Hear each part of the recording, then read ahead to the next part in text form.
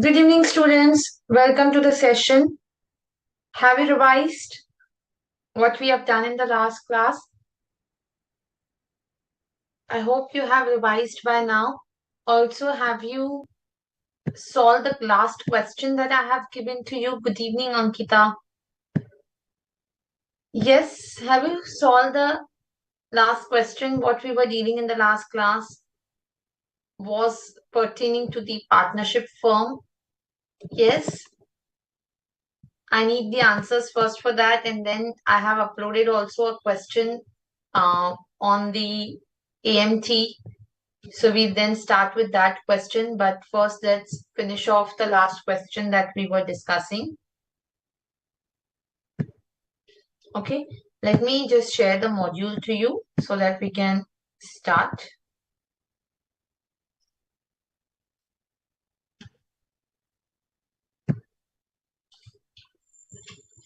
Meantime, you can start giving me the answers. Yes. What was the last question? Good evening, Ginny. Let me share the screen again.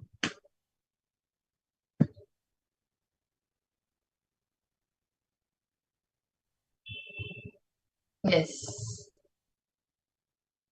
So, what is the answer of this question? Yes, faster. What was the salary coming to? Have we solved or not?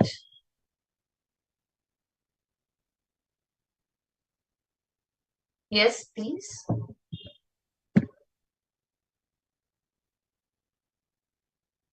What is the salary coming to students? If you have not solved, I'm giving you 2 minutes time. Maybe we can solve it now. Yes. What are the limits to the salary?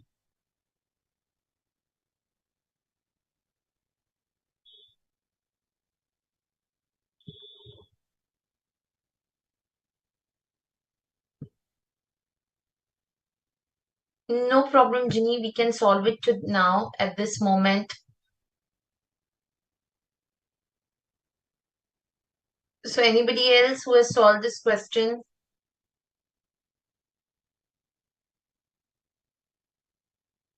Nobody has done it? Okay. So let me give you answer, but you are required to solve it for that purpose. The answer for the salary is for the first 6 lakh rupees, right? It will be 90%, and on the balance, it will be 60%, right? There is no loss here. So it will be 5 lakh 40 plus 33,000, 5 lakh 73,000 will be the salary which will be coming, versus the actual salary paid is 2 lakh 50. So the deduction of the actual salary paid only will be allowed, not the higher amount. And then you will, of course, set it off the brought forward business losses also in this case. Okay, with this, I think this question is done. So we'll move on to the question that we were starting in the last class. I've already given you the answers for this question.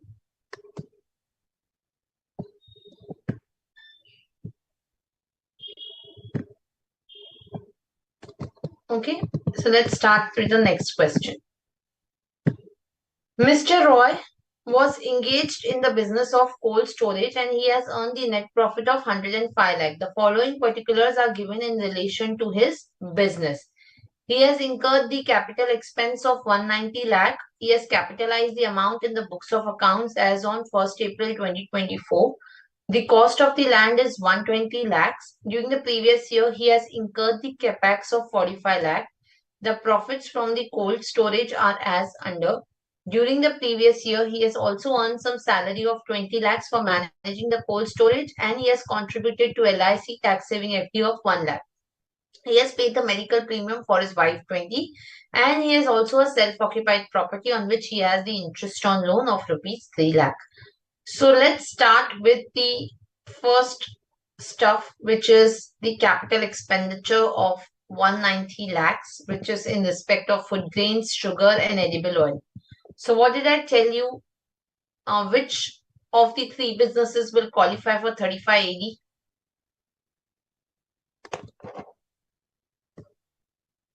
Yes.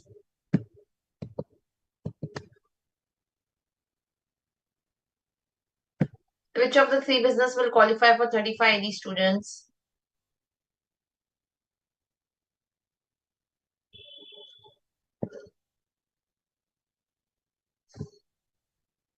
Yes, students, faster, please. I need the answers for this.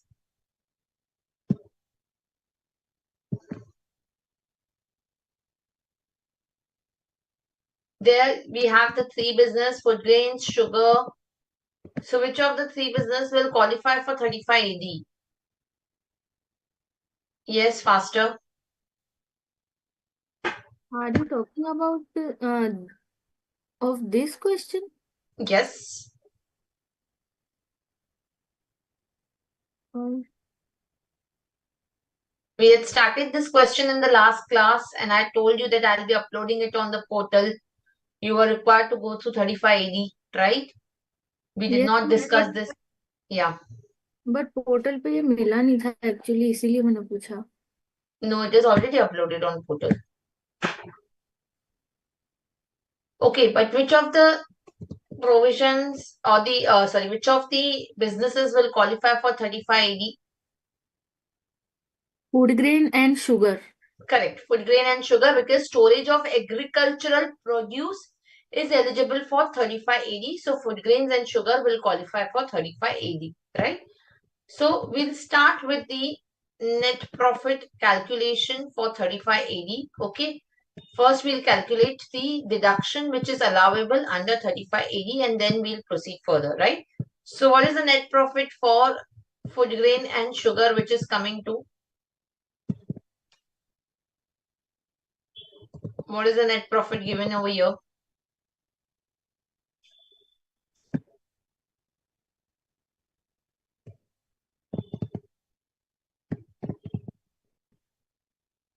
Question boss portal पर नहीं है available actually. Who is it?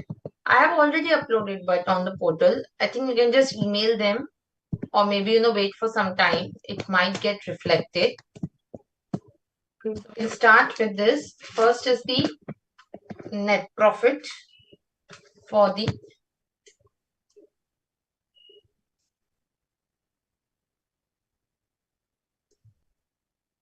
food grains and sugar, because the profit, sorry, not the profit, you can write storage of agri produce is eligible for 3580. Okay. So what is the profit coming to? 60 lakh and 14 lakhs, right? So we'll write here 60 and 14 lakh. Okay. Now, how do you calculate the 3580 deduction, students? What does 3580 says?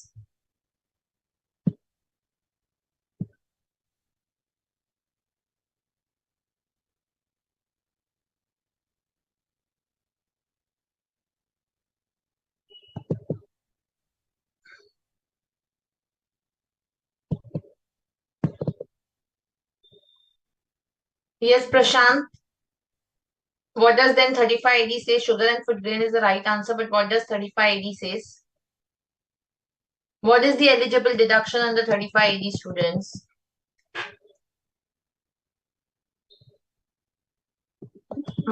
3580 provides 100% deduction of capital expenditure. Correct. So which capital expenditure? 3580 talks about the current year expenditure or expenditure also incurred prior to the commencement of operations?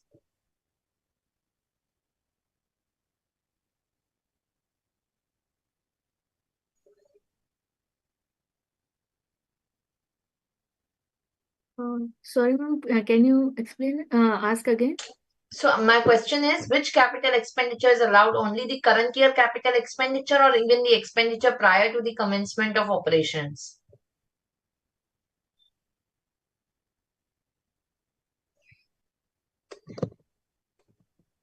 Because if you see here, the question says he has incurred the capital expenditure of 190 lakh and he has capitalized the amount in the books of accounts as on 1st April 2024. And during the year also, he has incurred the capex of 45 lakhs. So which capital expenditure you will give the deduction for?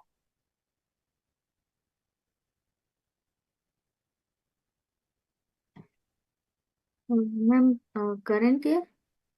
No, we will give for both the years. So if you see, let me take you to 35 AD also section simultaneously.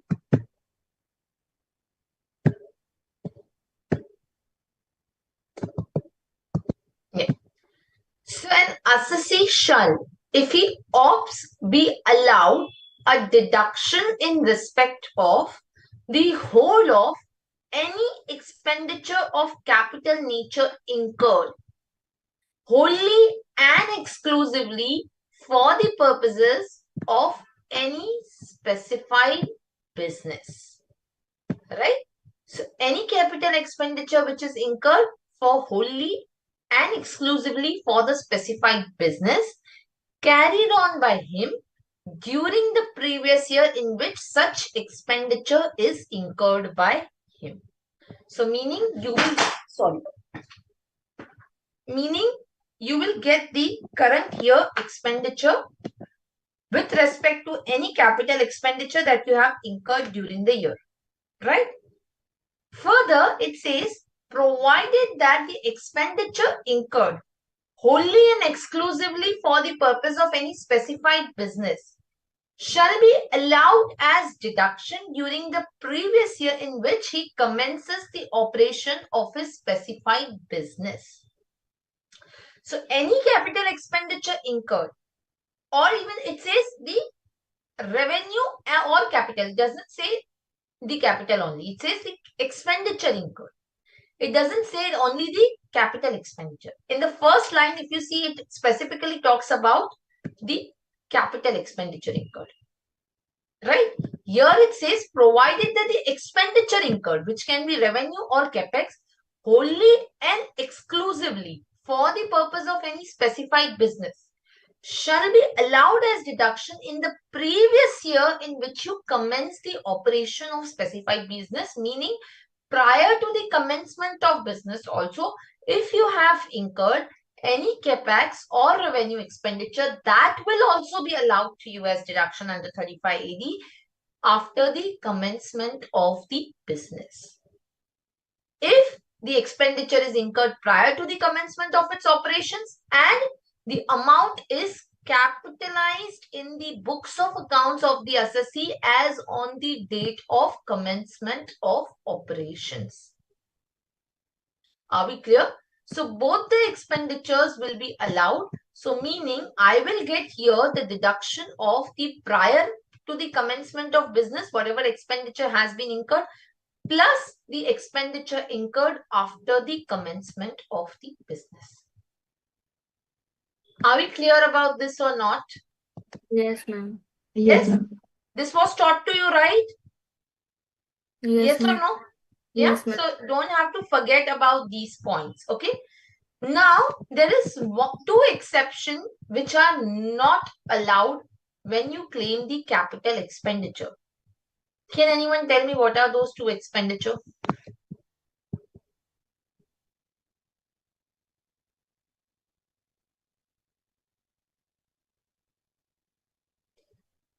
Yes, let me see who answers. Depreciation not allowed, that is okay, but with respect to capital expenditure, I'm talking about.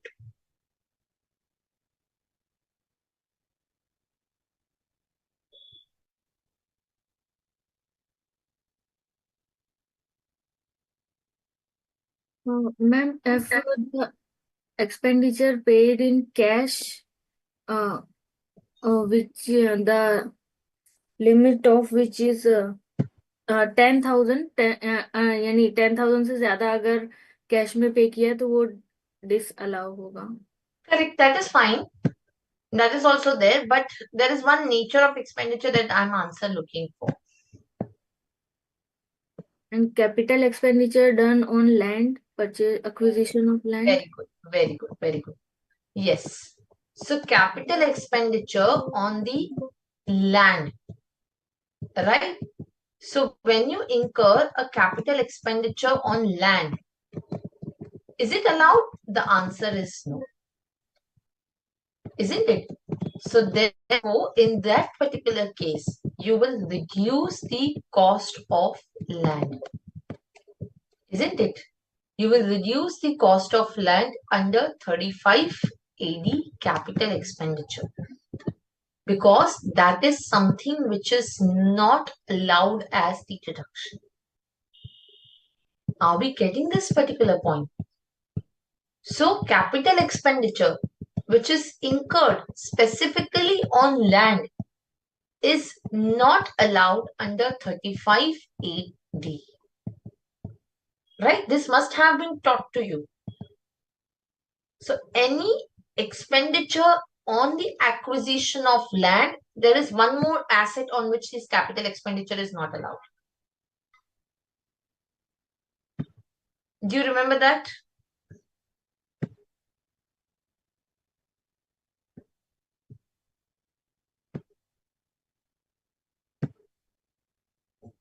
Yes. Capital expenditure on purchase of goodwill. Correct. Very good. So even the goodwill, again, it is not allowed. So that is very correctly pointed out. So on goodwill, on land, no capital expenditure will be allowed. Are we clear? Yes or no? So if the question gives you the information like that, you will not allow the capital expenditure on that. Are we clear? Yes or no? So therefore here, what will be the amount of deduction which will be there? Yes, tell me now. What is the capital expenditure? First, you will allow for the food grains.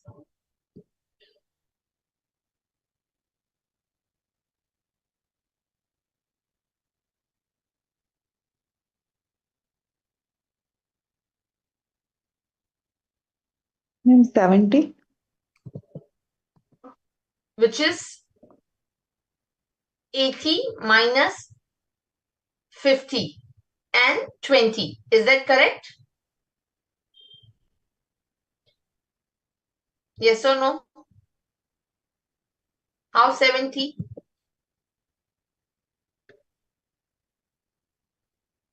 How did you get 70?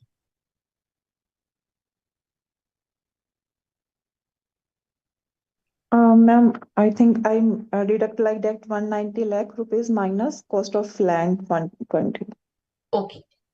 So here, what we will do is, here we have this 80 lakh rupees for food grain, right? So this we will consider for food grain, out of which the land cost is 50 lakh for food grain, right? So we will reduce that, because this 190 lakh may say 120 lakh is the land cost, isn't it? So 120 may say 50 lakh is for the food grain. So 80 minus 50 plus the current year expenditure of 20, right? So we'll just write it over here. Less capital expenditure capitalized as on 1/4/24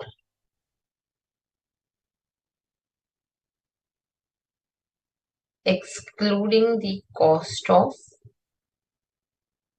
land. Okay, so this is 80 minus 50, which is 30 lakh. Similarly, for sugar, this will be 60 minus 15 lakh.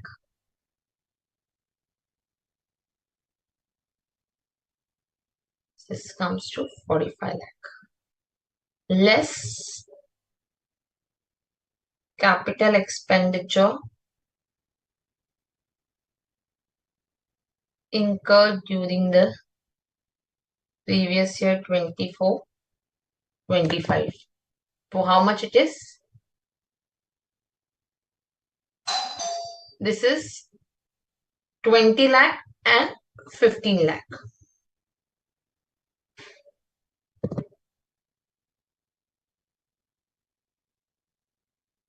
Sorry, this will be 60 minus 40 lakh. My bad. This will be 20 lakhs.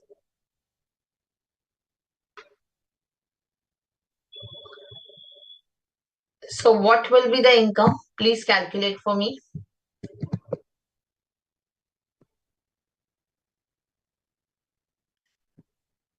What will be the income from food grain? 110. Oh, sorry. Madam, 10 lakh. 10 lakh. And for sugar?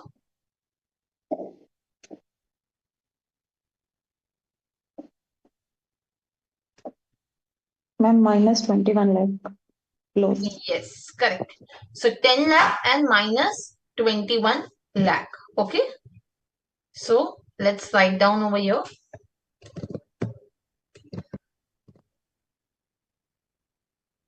So there is a loss of 21 lakh. Right? So what is my specified business loss total?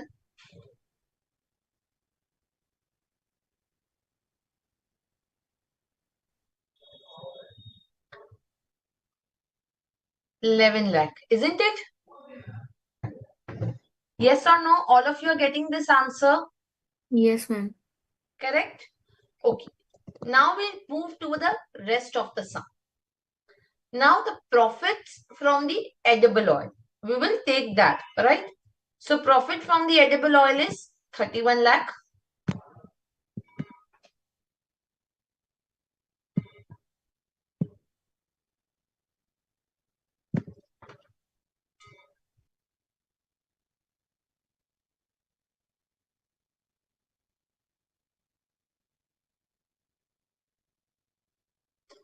How much was it?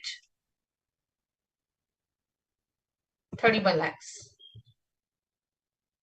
Will you get the deduction of the capital expenditure here? No, ma'am. Yes or no?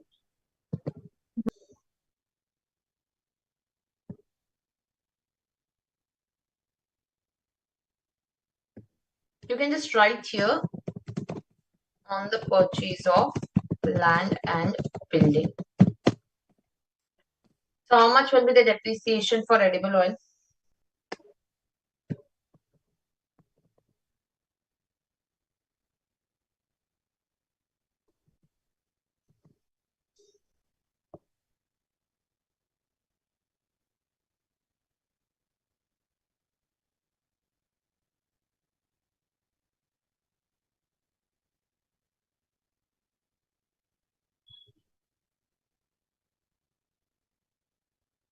Ma'am, 10%? Correct. But on what amount?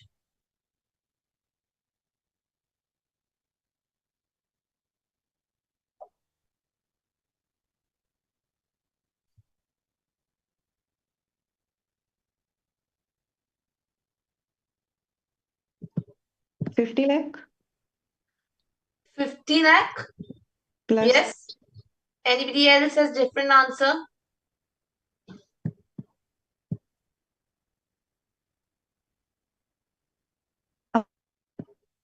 It's 20 lakh because it's 30 lakh of land cost. So we minus 50 minus 30, it's now come 20 lakh. So depreciation on 20 lakh. Correct. Ankita, yes, correct. What about this 10 lakh? What about this 10 lakh? You will not provide a depreciation on this 10 lakh? Additional depreciation on it also. Yes. It's also. Additional depreciation is only on plant and machinery. Additional depreciation is never there on land and building. Isn't it? Yes, ma'am. right? So it will be 50 minus 30 lakhs, which is the land cost. Land is not a depreciable asset, and then on this 10 lakh into 10%. Please calculate what will be the depreciation.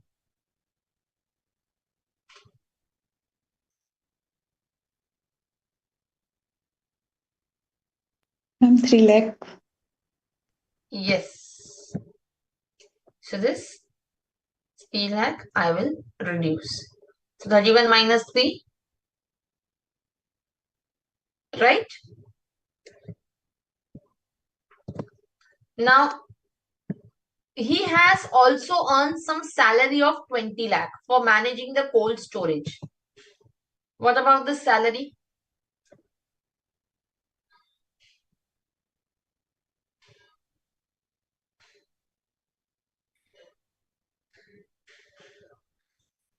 So salary will be taxable, right?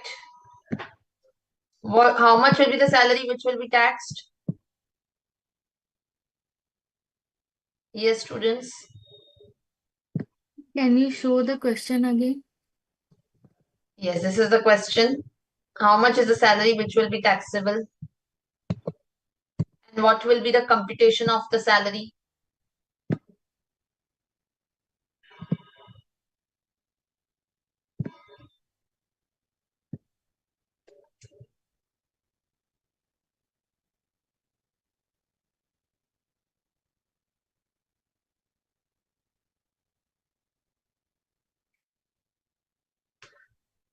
Yes, students, please faster.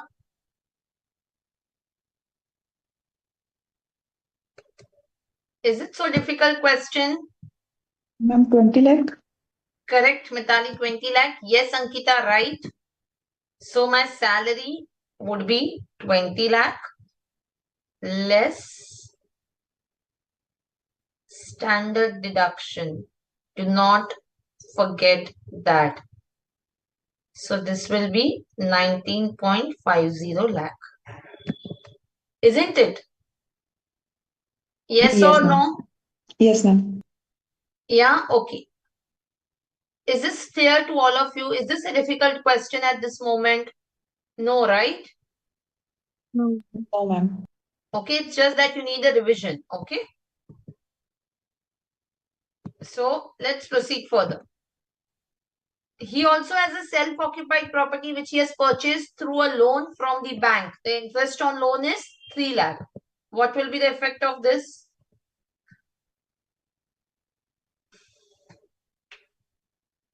Ma'am, the interest of rupees 2 lakh will be allowed under 24B.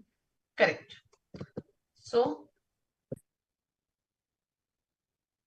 income from the house property. So gross annual value. See, presentation is very important. You will show nil. Less interest on loan. 3 lakh. Then you will say restricted to 2 lakh. Isn't it? And balance 1 lakh will be carry forward and set off in next EY. Fine. What about this loss of 11 lakh which is coming? What will happen to this loss? Loss from specified business. It will be set off only against the profit of the specified business only. Correct. No, Ankita, you will, yes, Ankita, you're right. We will carry forward and we will set it off against the profits of the specified business in the future year. Yes, ma'am.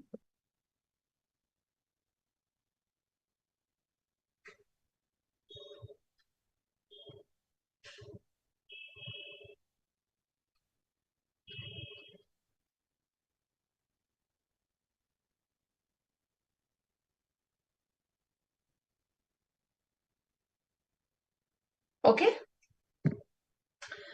Are we clear up till now? Fine. Yes, Next ma'am. is he has paid he has contributed to LIC tax saving FD an amount of rupees 1 lakh. So here we'll first come to the gross total income. Calculate what is the gross total income for me.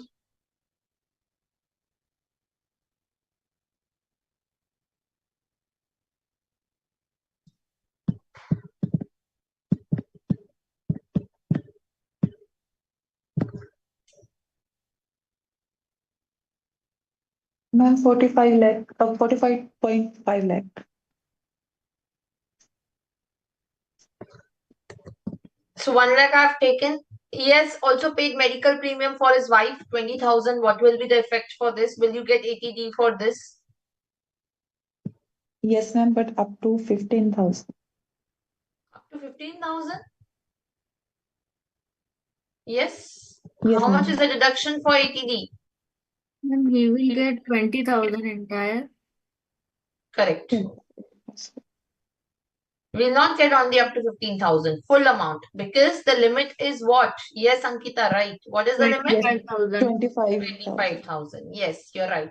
So here we will calculate the ATD of 20,000. Okay. So what will be my net total income?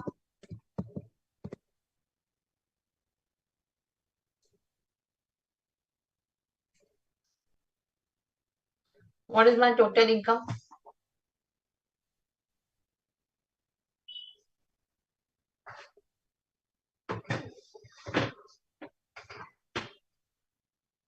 Yes, students, what will be my total income? 44.3 lakh. 44.3. Okay.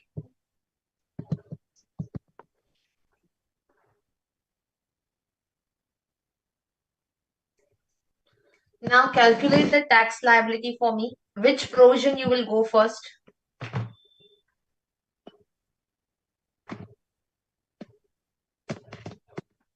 Ma'am, default rate, regime. If you say you are going for the default rate, then how have you taken the interest on loan and the deductions? We will charge normal rate of No. tax, any old regime. Then what about the default rate? Huh? What Ma'am, about the default rate? ma'am, in a case default, we have to adjust that. We only take in like a gross total income 45.5 lakh and add back 2 lakh, then calculate accordingly. Correct. So you will do a comparison between the two, that which one is better for the assessee, isn't it? Yes, ma'am. Correct. So now students, tell me what about the AMT over here? Whether AMT is applicable or not.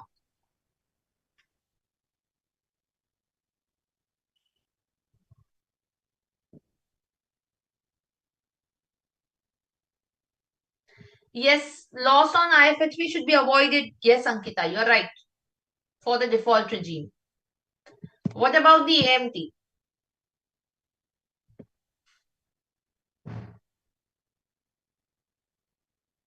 Whether AMT will be applicable?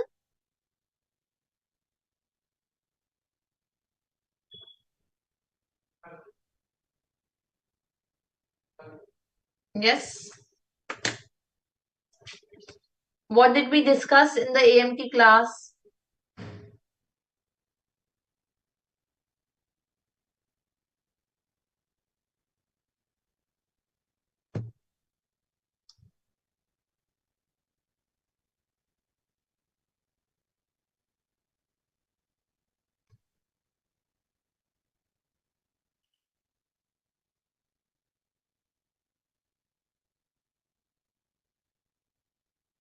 AMT will be applicable to the person who has claimed the deduction under section deduction to 80 IAC वाला 80 IAIB IC Yes. IAC. Then we had also discussed about 35 AD, isn't it?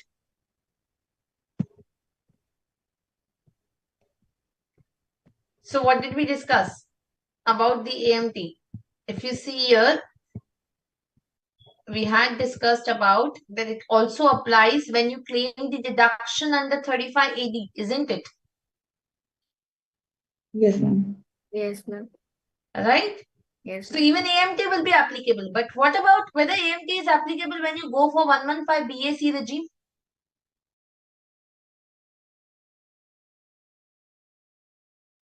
It will not be applicable, ma'am.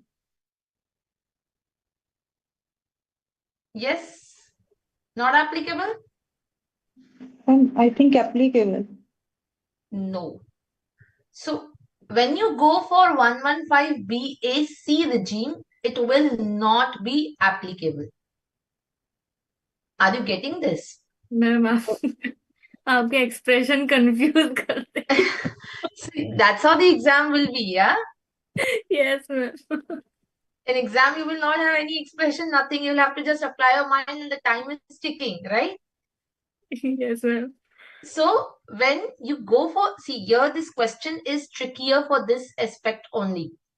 You will have to calculate the tax as per the default regime, which is 115 BAC, correct?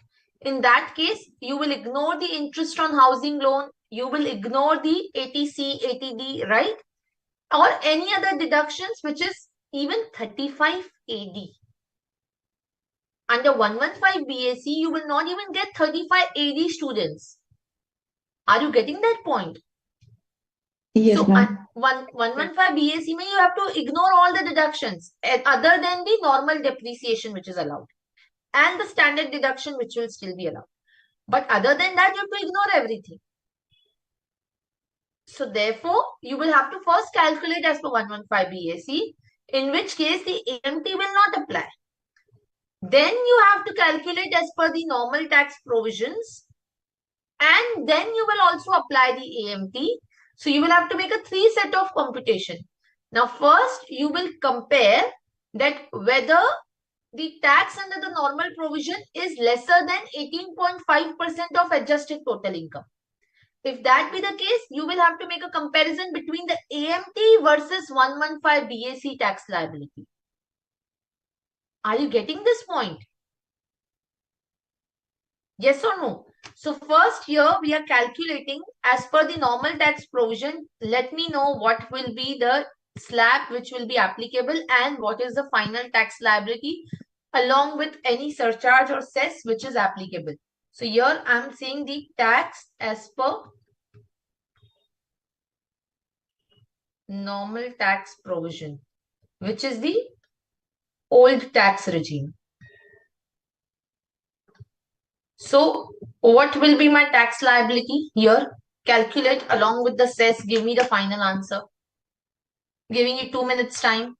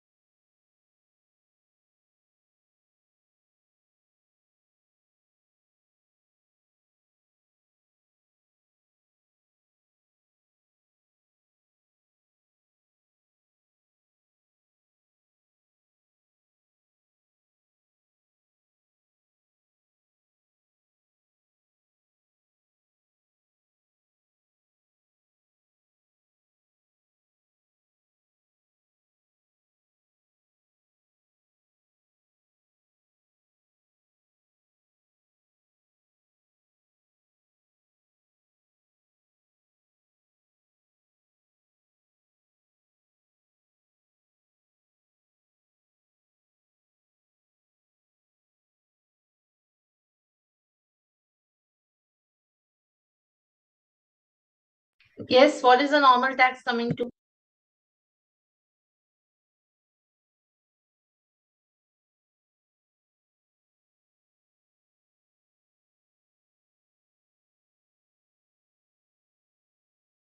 1187,160.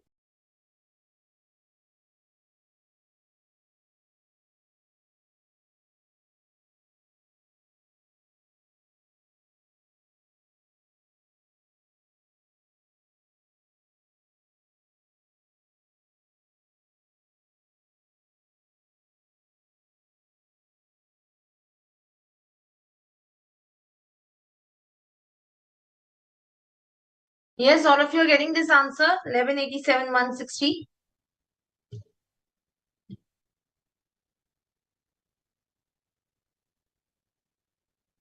No, Ankita. AMT is also applicable when you claim 35 AD also. It's not only when you claim the 80 IA to 80 RRB. It is also when you claim the 35 AD or 10 AA. Yes, all of you are getting this answer or not?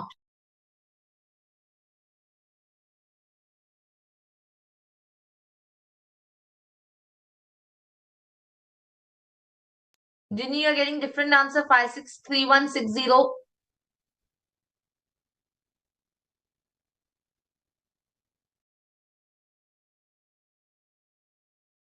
What is the answers others are getting?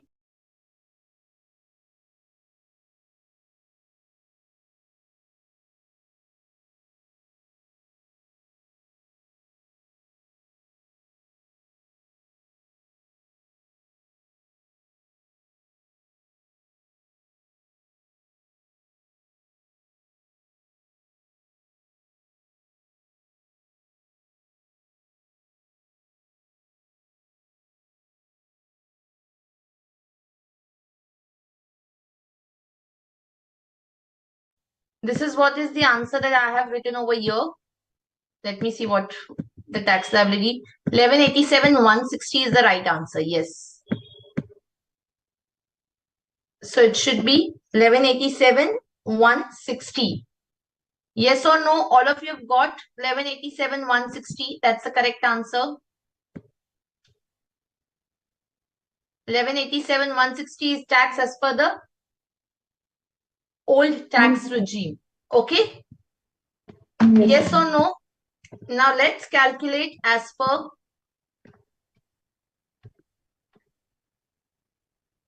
tax as per the default. Yes. I didn't get this answer. Why you're not getting this answer?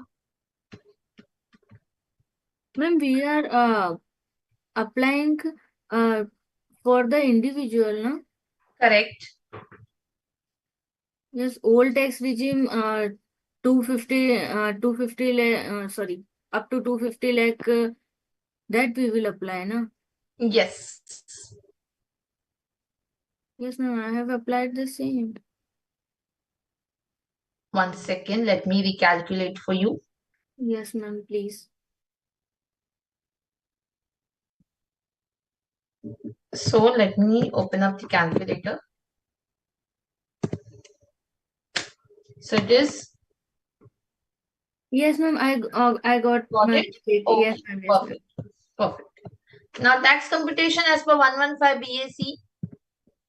So in 115 BAC, what we will not allow is, first we'll do the salary, which will be 20 lakh. We'll do a recomputation.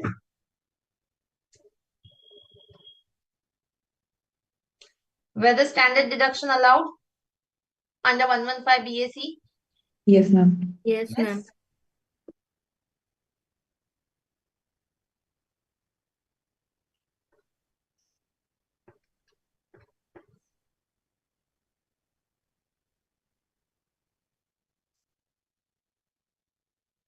Here we will not get 35 AD, right? We will not get 35 AD. So what we will do is, we'll take the profit of food grain, 60 lakh, less depreciation. We will not allow 35 AD under 115 BAC. So my depreciation for food grain will be how much? Calculate for me. 10% on what amount?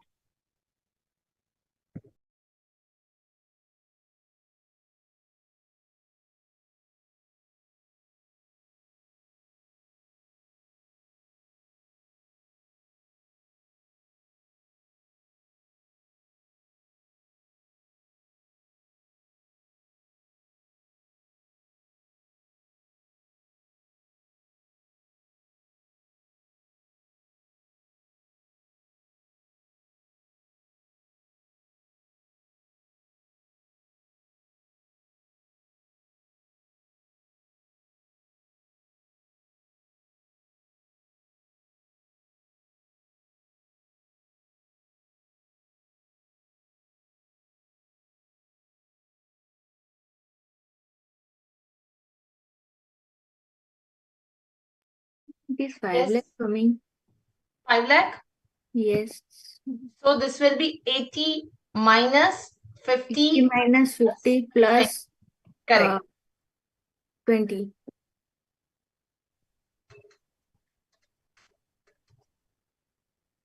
This is coming to 55 lakh. Then sugar, 14 lakhs is the profit.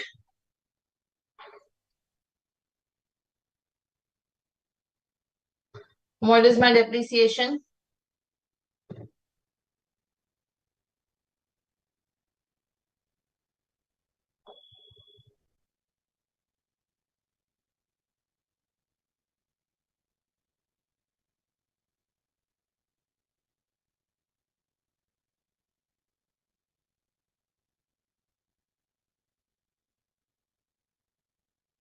Ma'am, it is 3.5 lakh. So this is 40 minus 15. Sorry, 40 not 40, sorry, 60 minus 40 and plus Plus 50. 15. Yeah. Yes.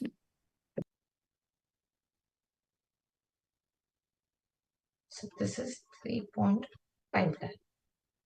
Okay. Next,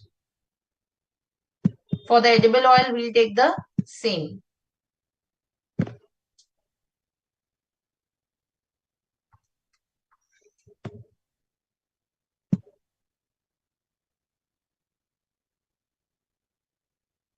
For the edible oil, it is how much? 28 lakh. Okay. The profit earlier we have calculated. What is the answer coming for sugar? 10.5 lakh. 0.5 lakh. Correct. Then we have the income from house property. We will not allow here, right? It's a self-occupied house, so that is any which ways ignored, and chapter 6A also will not be there. So what will be my GTI here?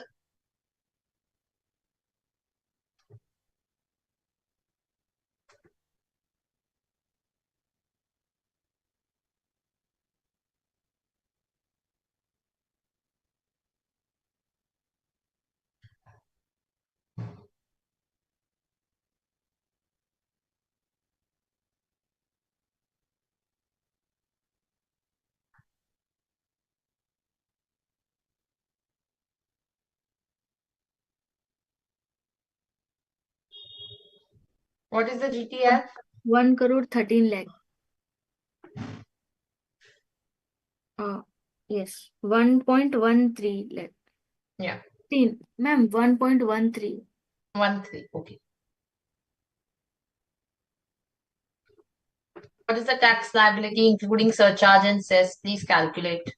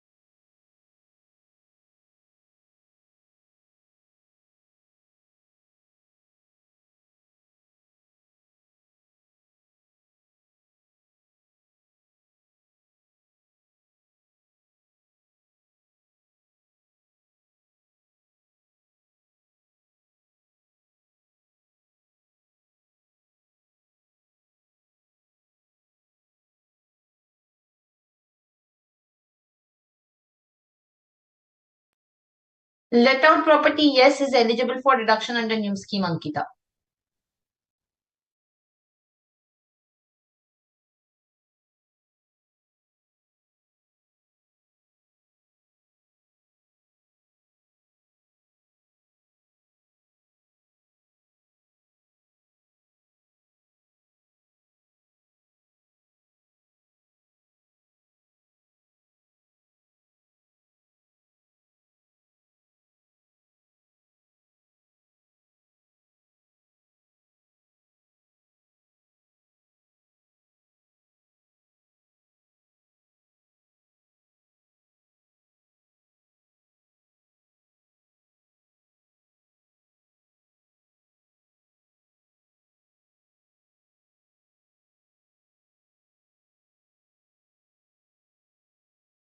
Yes, students, please faster.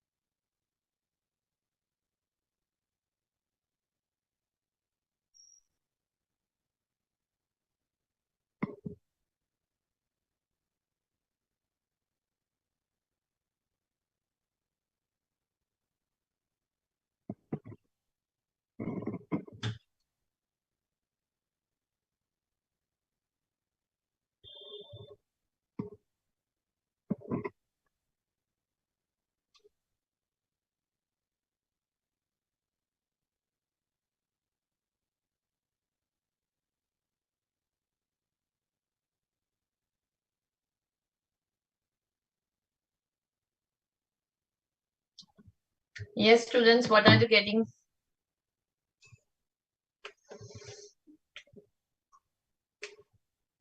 We have to finish this sum. We don't have to stay with this sum for the 3 hours.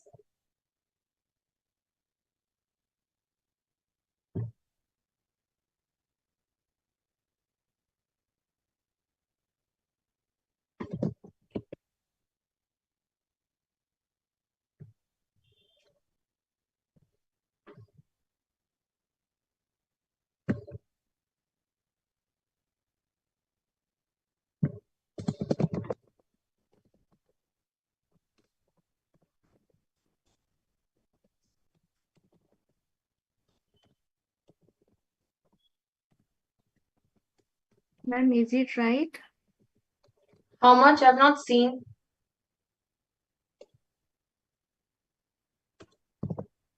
How much is it coming? 49 lakh 66 No, no, no. thousand. It's not right. Ma'am, it's 36,83,680. How much?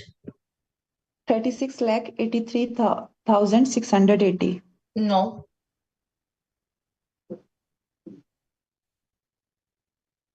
It should be 36,95,640.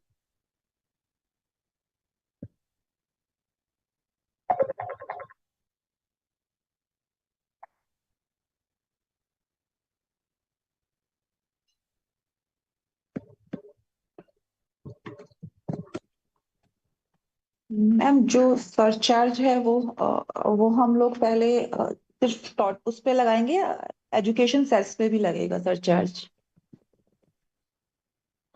Education says पे नहीं, on the tax pay.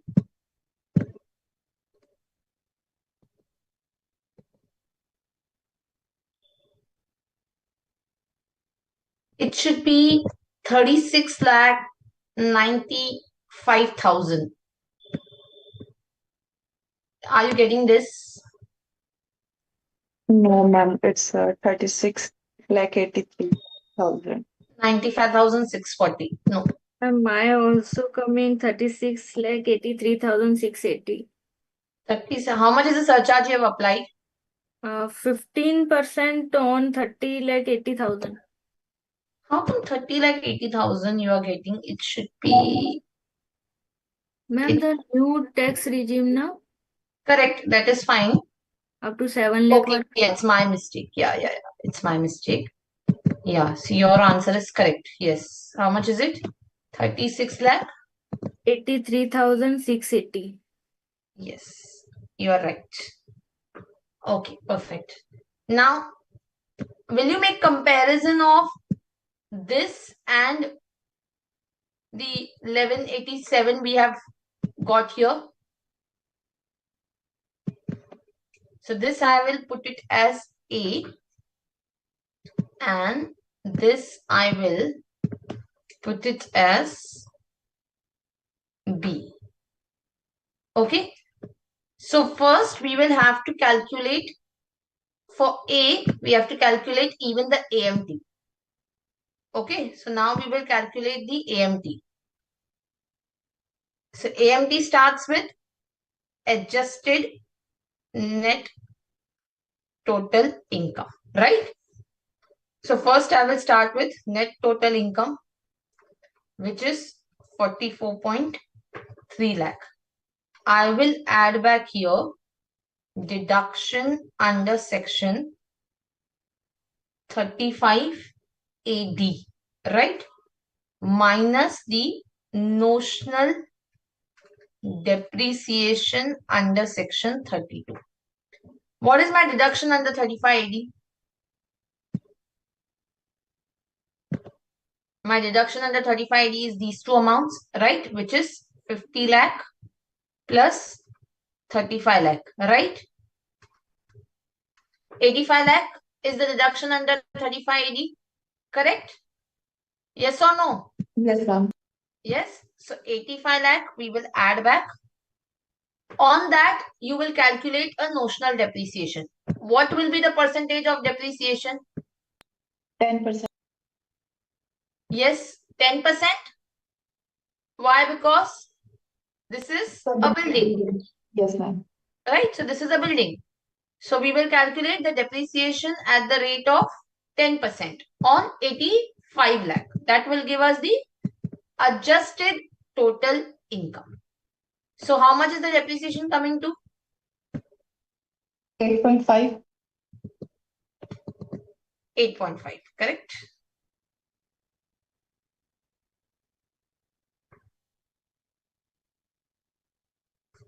How much is it? The adjusted total income? Yes. Yes, Ankita, 1 crore 20 lakh 80,000. 76. Yes, are you getting this? Yes, ma'am. Correct. Now, what will be my AMT? How much is the AMT coming? 22.348. What about surcharge? How much will be surcharge? Ma'am, 15%. Correct. It should be 15%. So, what is the surcharge coming to? 3.3522. And then finally, you will calculate the cess at the rate of 4%. So, give me the final total tax liability, total AMT, how much it is coming? 26.77282.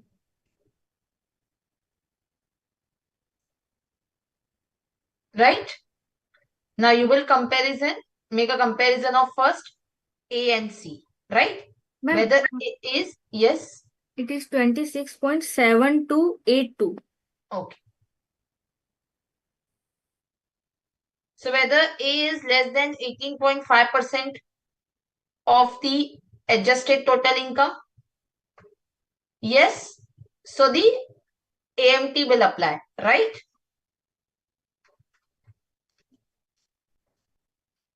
AMT will be applicable, correct? Yes or no? So A is 81187,160, which is lesser than this AMT, right? So therefore the AMT will apply, is it? Yes or no? Yes, ma'am. Correct? And then you will make a comparison between C and B. So if I go as per normal tax provisions, I will still be applying AMT. So now I will compare B and C. So if the assessee goes for 115 BAC, that will be better, or if he goes for normal tax provisions and apply AMT, that will be better. What will be better for assessee according to you?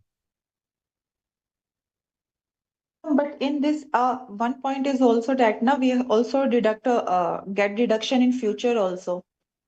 What deduction in future? Which deduction? Ma'am जो alternative tax minus normal tax की आती है तो Yeah, AMT credit. also Yes. yeah, Yes. they also compare that one, right? No, at this moment we will not compare that. Okay. Here we will just compare B and C. So between B and C, which is better for assessee to go?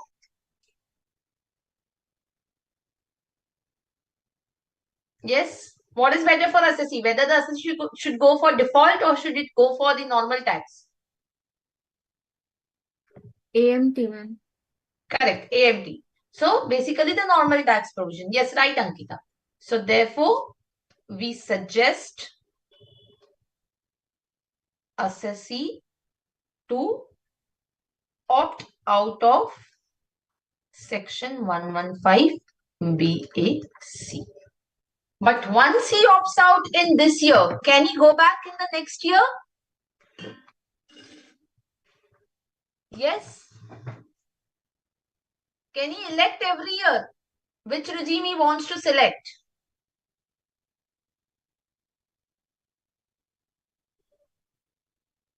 Ma'am, he is an individual, then he can select. No, he cannot select. See, if an individual having no business or profession, he can Okay. select only in Yes, that yes, case. yes. Here he has a business or profession. He So has once he business. opt out, he will have to continue with the old regime. He can only go back once. But once he go back again, then he will never be able to come out of it. Are we getting? So you can only go back, come out once and go back once. That's it. You cannot do every year election. Are we clear? No, ma'am, just explain once again. Yeah. So what I was saying is that you can opt out of 115 BAC only once. And once you have opted out, the old tax regime will apply to you. You can only then again come back only once in lifetime. So if you want to come back to 115 BAC, you can come back, but only once. And once you again come back, you will never be able to go out of 115 BAC. Are we clear? Yes, ma'am. Okay. Yes, ma'am. So in that particular case, here, if I have Ma'am, if let's take example, if a assessee again go out, right? But now that was a defaulted tax regime. So means he continue to with old regime then. yes, he will continue with the old regime. So if you If see here, I'll take you to 115 BAC and see. Notwithstanding anything contained in 1A shall apply to a person where an option is exercised by such person and such option is exercised on or before the due date. Then it says once exercised for any previous year can be withdrawn only once for a previous year. Means if you have exercised the option to opt out, right? Now this option which you have exercised to opt out can be withdrawn, meaning you can again go back to 115 BAC only once. That's it. And then again you cannot come out of that option. Are we clear? Are we clear, all of you? So if he opts in 115 BAC next year, then he cannot come back. Yes, Ankita, he cannot come back. Ma'am अगर next year उसके पास business यानी वो business बंद कर देता है Then again he can do it. Then he can do an election every year on year. Once he doesn't have business, then it's fine. Yes, ma'am. Okay, fine. Yeah, ma'am, clear. ma'am, then All of you? comparison, ma'am, let's take a continue. After some time, he also again start business. Then what is the provision or not take like that? Yeah, so once again he starts the business, then again he will have a fresh option. He can, again say that I may want to opt out. Then again he will have the normal provision and then he can only go back once back to 115 BAC. Yeah, okay, thank you. Yeah, okay, fine. Now here also, unlike MAT, AMT credit will be available. AMT credit will be nothing but your difference between the AMT minus the normal tax. So this again you can carry forward for 15 years or 15 AYs and set off against the normal tax liability. Are we clear? Yes or no, students? Yes, if he opts for 115B, see, opting for 115 BAC is not there. 115 BAC is the default regime, Ankita. Once you go for 115 BAC, this is a default regime. You don't have to opt in for that. So 115 BAC is default. You have an option to come out of 115 BAC. And once you come out, you can only go back again once to 115 BAC. Are we clear? Yes or no? All of you are on the same page? Yes, ma'am. Okay? Yes, perfect. So this finishes your AMT provision. Fine.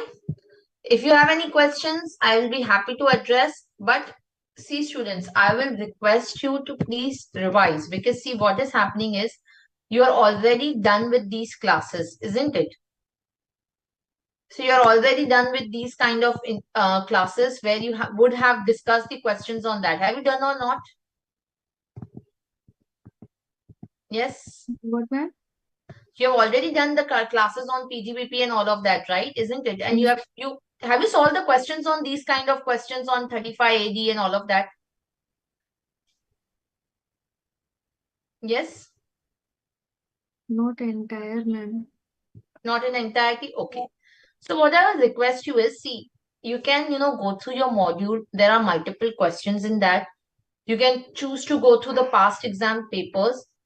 So in that case, what will happen is you will get a confidence. Yes. Otherwise, what will happen is you will lose out on confidence as to how do you solve these questions. Because in exam only these kind of questions can be expected, students. So it is better that you start solving the questions and start revising the classes that you have already done so far. If you have any questions, you can always reach out to us or reach out to the institute with respect to any questions that you have. But please solve the questions. That is very, very, very important. Ma'am Yes. अगर ये classes जब पूरे हो जाएंगे तब फिर अगर हमें कोई डाउट हुआ या कुछ ऐसा यानी पूछना हुआ कि कुछ समझना है तो फिर हम क्या करेंगे? You can, always reach out to the institute. The email ID is given. So you can just, email to the institute. They will send us the questions. Okay, यानी आपसे डायरेक्टली बात हो पाएगी फिर इस तरीके से?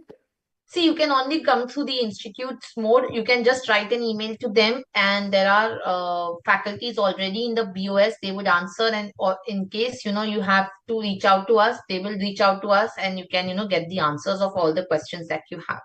Okay ma'am. Okay, Okay, fine. Thank you ma'am.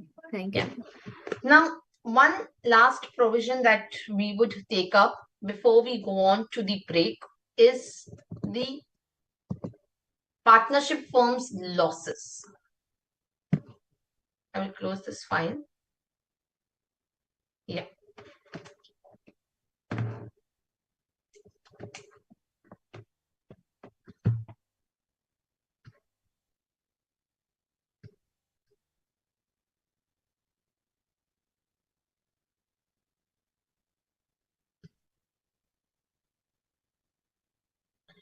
See, that day we were discussing about the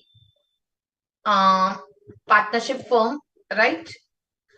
That how do we calculate the remuneration and interest, right? And what is the tax rate of partnership firm? Now, in case of the partnership firm, if partnership firm incurs any loss, so in that case, the partnership firm is allowed to set off and carry forward the loss as per the provisions of section 72. The partners are not allowed to carry forward the losses, right? Now, if that be the case, right? So, in case, there are two provisions that we have to study. Number one is with respect to the partnership firm where the partner is leaving the firm, right? In case there is a partner which is leaving the firm, so which is resulting in the change in the constitution of the firm. So if there is a change in the constitution of the firm where the partner is, let's say, leaving the firm. So in that particular case, to the extent of the share of the retired or deceased partner in the case of loss, that loss shall lapse. Are we getting this? So you can just write down where there is change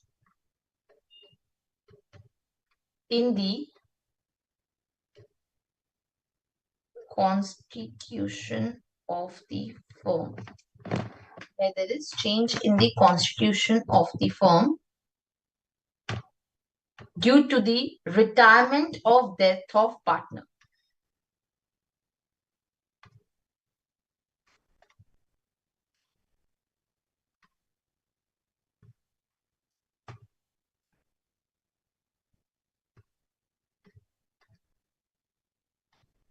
So this is not the reconstitution. If you remember in the 9B also and the 45.4 also, we had done the reconstitution.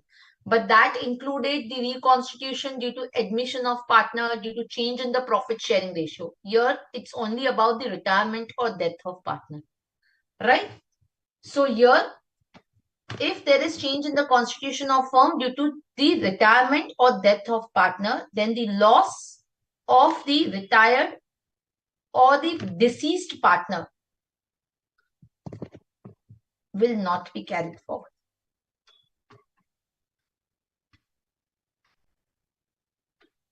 Then the, or you can write here, share of loss.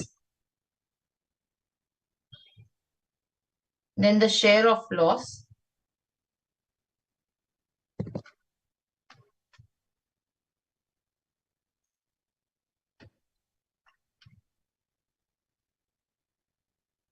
or retired or deceased partner shall lapse. Are we getting? And this loss which is there is just the business loss. So section 78 shall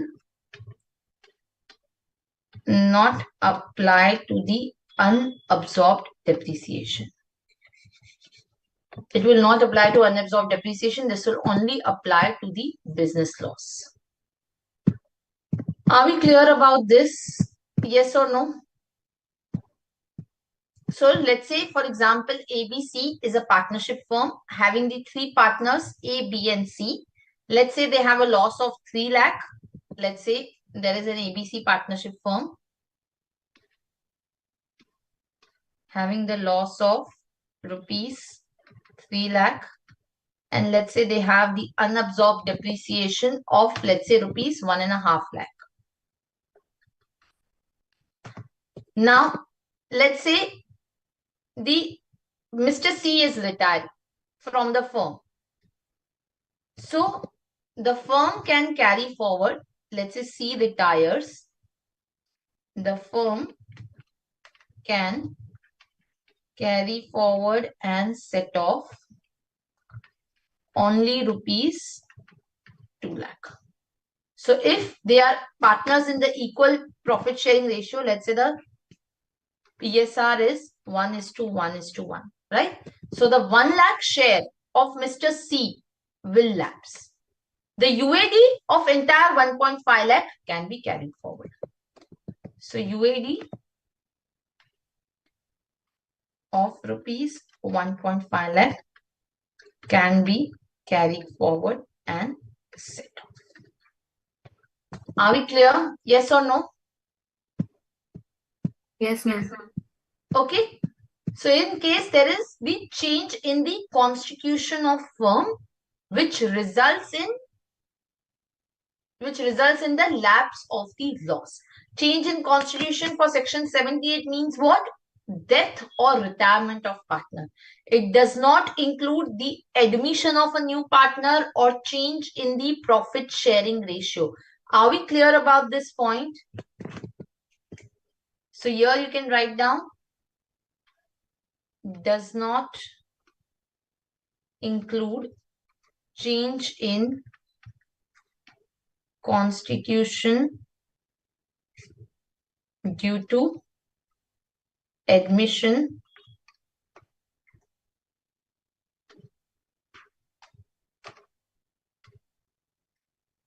That was this.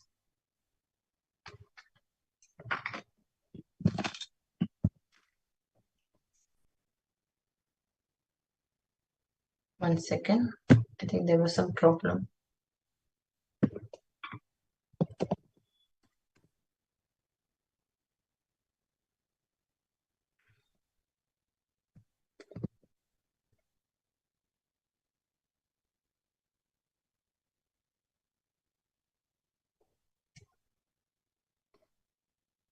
Admission or change in the profit sharing ratio. Is this clear, students? Okay, Yes, ma'am, clear. fine. Any questions, any doubts so far?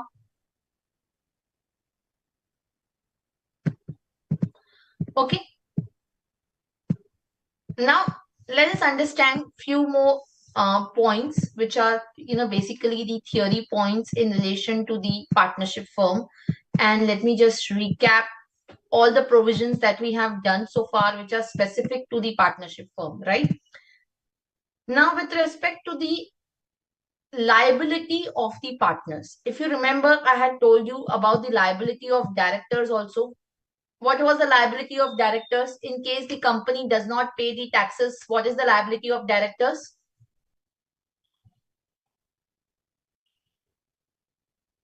Yes.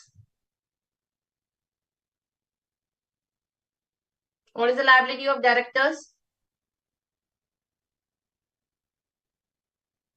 Joint and several, right?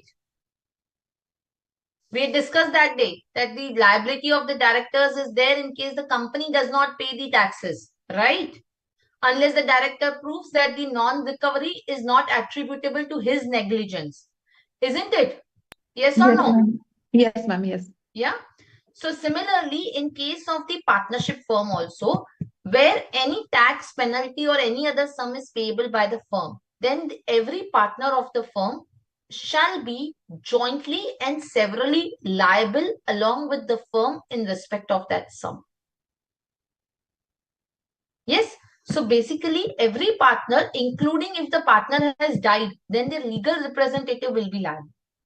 In case similarly, if there is LLP which is going in liquidation, there also where any tax is due from LLP which cannot be recovered, then every partner of the LLP will be joint and severally liable unless he proves that the non-recovery was not attributable to his negligence.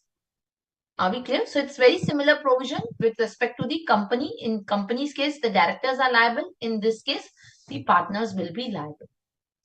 Further, if let's say, for example, where at the time of making the assessment on the firm, right? Assessment meaning what? Your tax assessment, which the assessing officer will make, which you will, study in the subsequent classes. So where there is any assessment to be made, and let's say there is change in the constitution of the firm, quite possible new partners are admitted, old partners have gone out. So in that case, how does the assessment work? Because when I'm saying that if the partners are jointly and severally liable, let's say if the partners were not there at that point in time, who are now there when the assessment is being made? Or let's say, for example, the old partners have retired by now. So how do we carry out the assessment? So for the assessment, what do they say is, the Act says that if one or more of the partners cease to be the partner, or if the new partners are admitted, so in that case, if the firm's constitution has changed,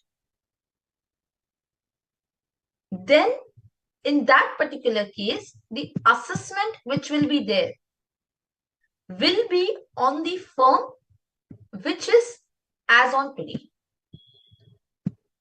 So where at the time of making the assessment, it is found that there is change in the constitution of the firm, then the assessment shall be made on the firm which is existing as on today. So if the old partners have gone, they are gone. It will be on the partnership firm which is existing as on today.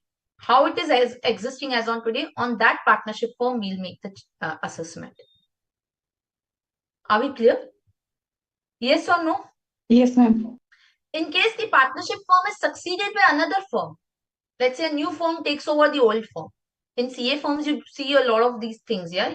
One CA firm gets merged with another CA firm. Then the separate assessment will be made on the predecessor firm and the successor firm. Okay? But the liability of the partners is going to remain joint and several. Yes? In this case, retired partner is also liable? Yes, the partners are also liable. So as on today, whosoever the partners are, who will be liable? Are we clear? Yes or no? Yes, ma'am. Okay. What if the firm is totally dissolved? And now we are making the assessment. Now the assessing officer is assessing the income. So the assessing officer shall make an assessment as if the discontinuance has never taken place or as if the dissolution had never taken place. So every person who was a partner at the time of dissolution shall be jointly and severally liable for the taxes to be paid by the firm. So if the firm is completely dissolved and now we are making the assessment on the firm, in that case, the partners who were there as the partners at the time of dissolution shall be liable. And the assessment shall be made as if the firm was never dissolved. Yes? So these are some of the theory Ma'am, points. Yes. ma'am, at how many time a dissolved firm also keep their records? What is So the time period basically limit? for the time when the reassessment can be done, up to the time the reassessment can be done, which is 10 years. So after dissolution also 10 years Correct. documents is required. Correct. Correct. Fine. Yes, ma'am. Okay. Now understand what are the other provisions for partnership firm. We have already done 45.4 and 9B. What was 45.4 and 9B, students?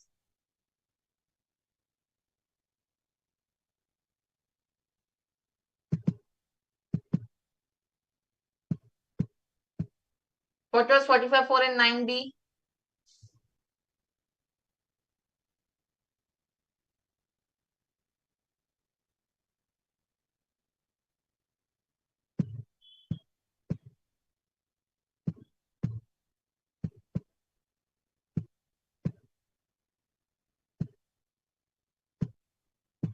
Yes, faster.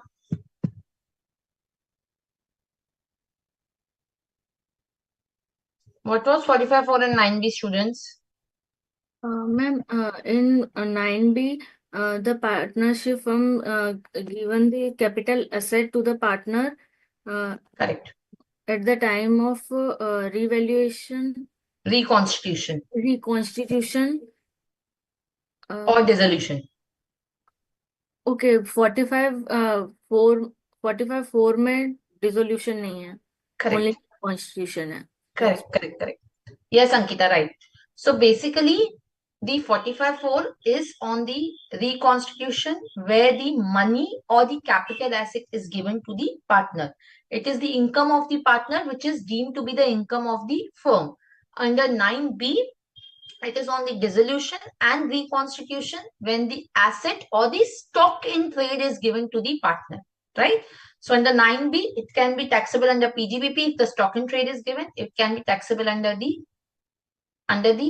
capital gain if the capital asset is given. Do you remember this? Yes, ma'am. Yes, for 45.4 and 9B is applicable to the partnership firm. 45.3 is on the partner bringing in asset into the firm. At that time, 45.3 is applicable in the hands of the partner, which will be FVC will be the amount which is recorded in the books of the firm, right? What are the other provisions which are specifically for the partnership firm? Conversion of the partnership firm into company. The capital gain which are arising shall remain exempt if all the assets and liabilities of the firm become the assets and liabilities of the company. The the partners who are there should be at least getting the 50% shares in the company, isn't it?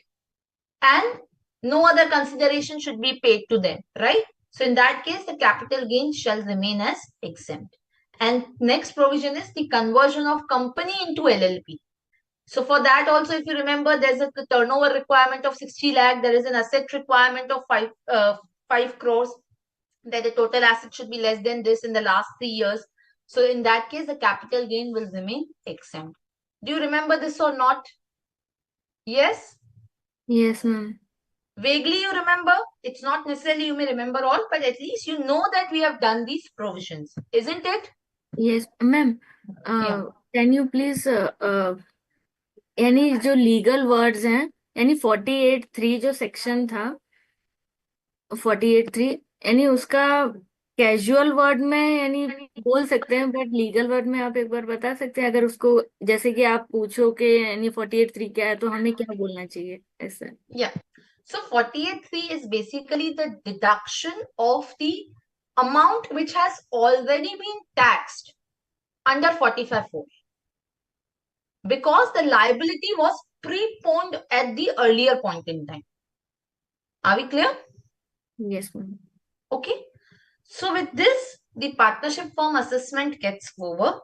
Let's take a break and then we will start with the cooperative societies, AOP, BOI, all of that.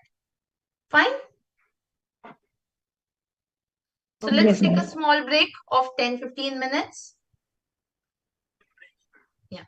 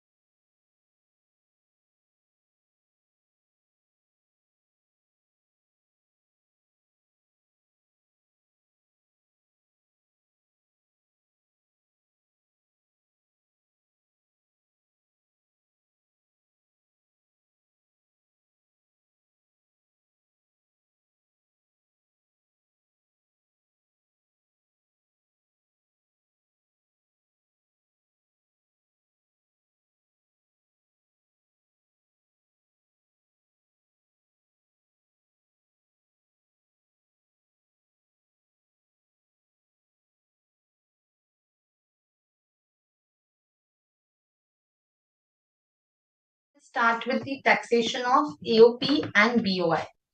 Let's write down.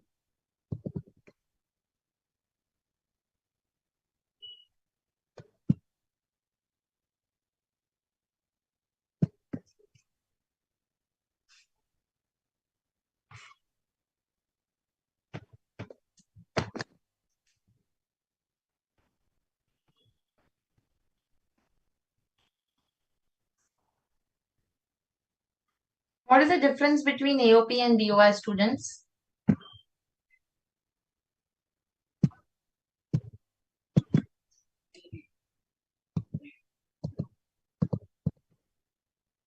Yes. Ma'am, in BOI only individuals can be part of BOI, and in AOP uh, person person other than individual can also be part of AOP. Correct. Yes, that's the right difference. So AOP may even any person can become a member, but in BOI it is only the individuals. It's body of individual. So AOP and BOI students are in fact a person as per the Income Tax Act, isn't it? So once we say that these are person under the Income Tax Act, what are the tax rates which are applicable to them?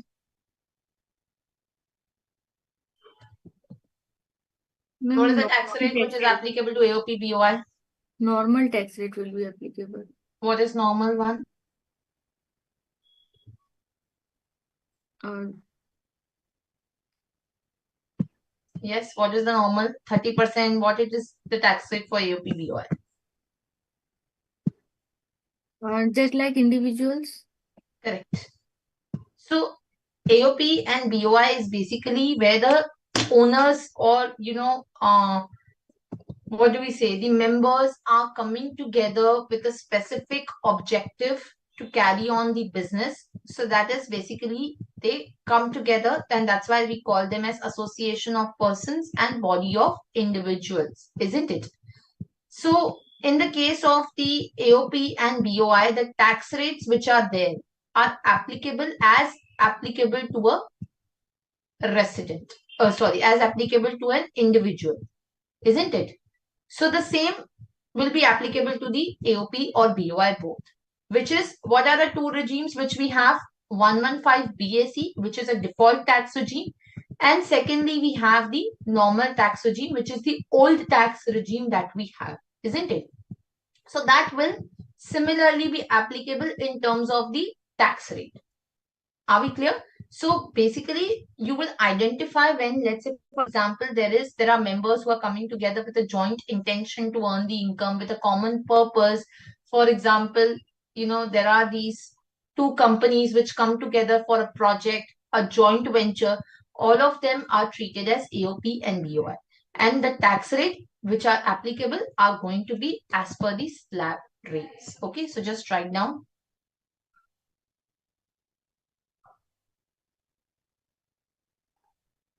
So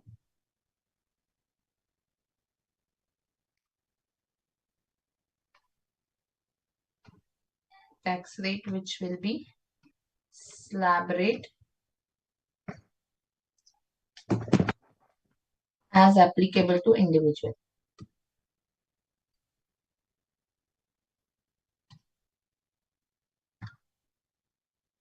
Which is one is your default tax regime.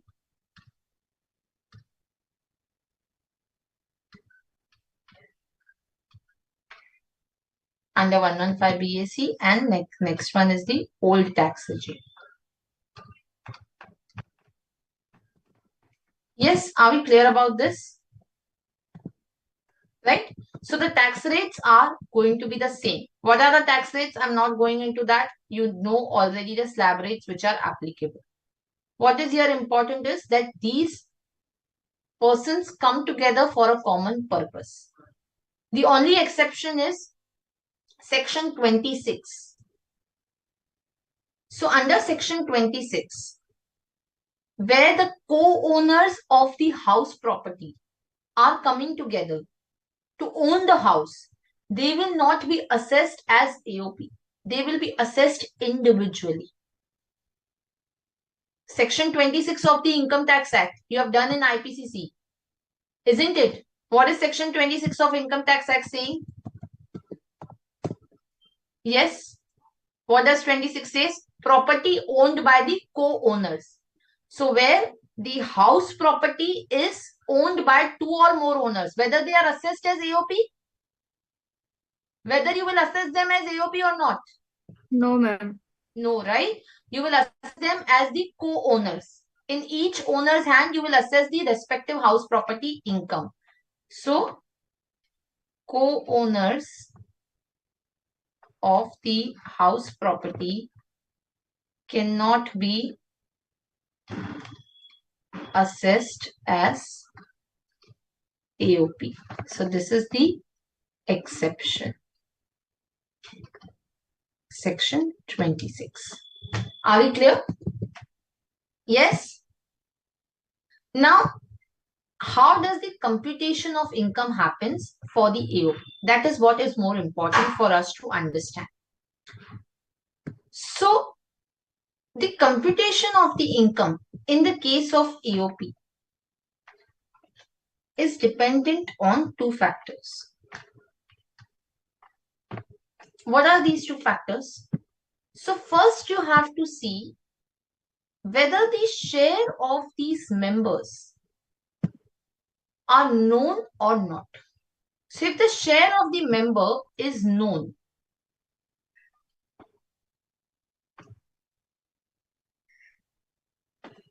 where the shares of members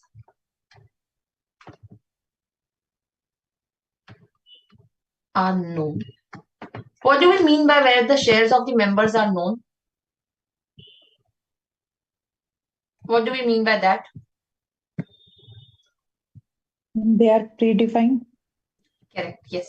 So where in the AOP, the share of the members are basically known to us, meaning that we know what is each member's share in the income. Maybe 1:1:1, maybe 2:1:1, whatever it is, but it is known. And you have to see again under that two conditions. The A is total income of any member, excluding his share in the AOP, exceeds the basic exemption limit. So total income of any member excluding the share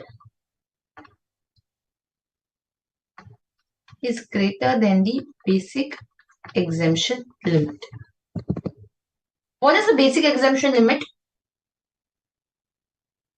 2,50,000. 50,000. It could be 2,50,000, it could be 3 lakh, depending on the age of that member, it could be 5 lakh. If you're going as per the old tax regime. Under Yes. new tax regime, the slab is 3 lakh. 3 lakh. Right? Yes. So what is the tax regime that the individual is adopting? Based on that, your slab rate will be decided. It is not a fun answer. Yes, ma'am. Correct? So the slabs can be many. So you can just write it over here.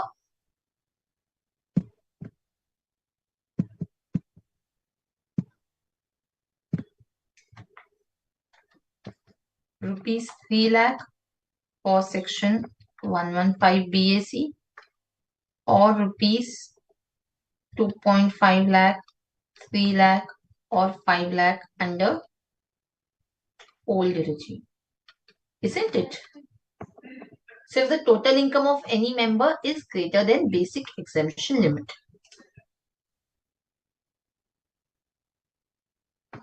In this particular case, if any member's share is greater than basic exemption limit, the AOP or BOI will pay the tax at the MMR.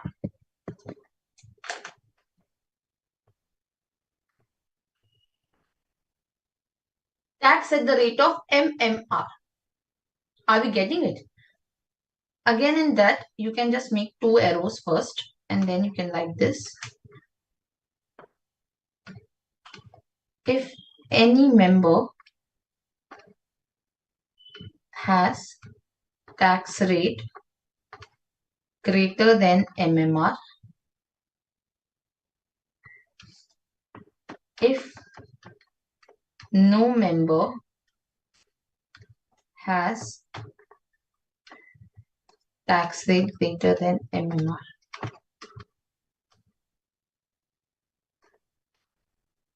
In this case, if any member has tax rate greater than MMR, what is MMR? What is maximum marginal rate, students?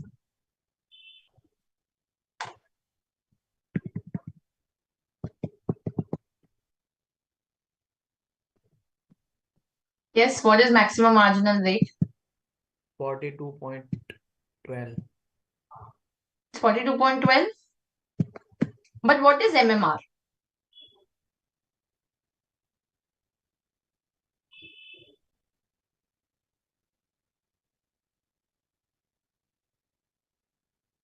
What is MMR?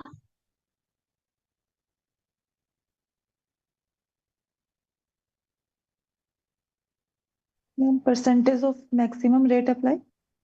Correct. So this is the maximum tax rate which is applicable. MMR is basically the maximum marginal rate of tax. Are we getting it? It's a maximum tax which is applicable in the hands of individual. Now, what is the maximum tax rate which is there in the hands of individual? 30%. Correct? What is the maximum surcharge which is there? 15%. No, it's not 15%. What is the maximum surcharge? 35. No, it is not even 35. It is 37%. Isn't it? But now, ma'am, 37 is removed now. So see, it is dependent on which regime you are opting. Under 115 BAC, the maximum surcharge is 25%. Yes, ma'am. Correct? Under the old regime, it is still there, 37%. Yes Okay. or no? Yes, ma'am. Correct? So in that particular case, the maximum marginal rate can be 42.744% if you go for old regime. If you go for new regime, then it can be 39%. Are you getting it? So the highest surcharge you have to add it. Are we clear? Yes or no? Yes? Yes, Is it ma'am. now? Okay. So if no member has a tax rate greater than MMR, then the AOP will pay tax at MMR.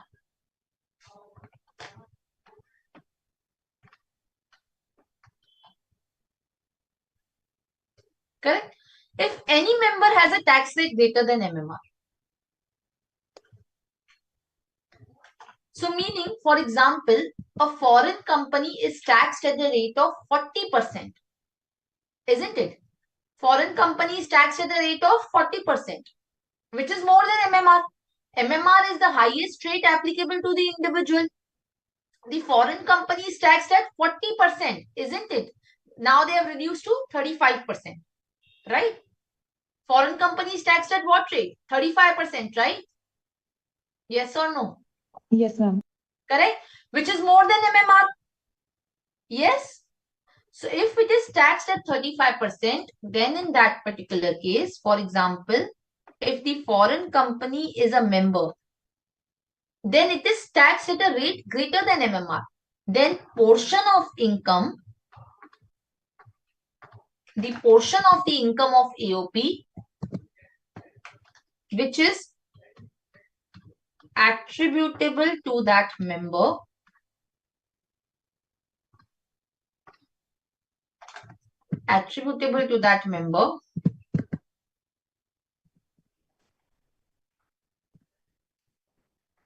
this will be taxed at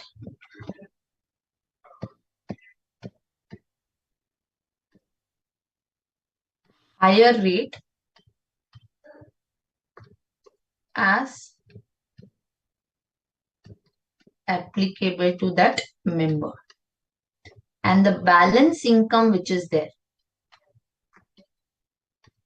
AOP to pay tax at the rate of MMR. Are we clear? Yes or no? Is this clear, students?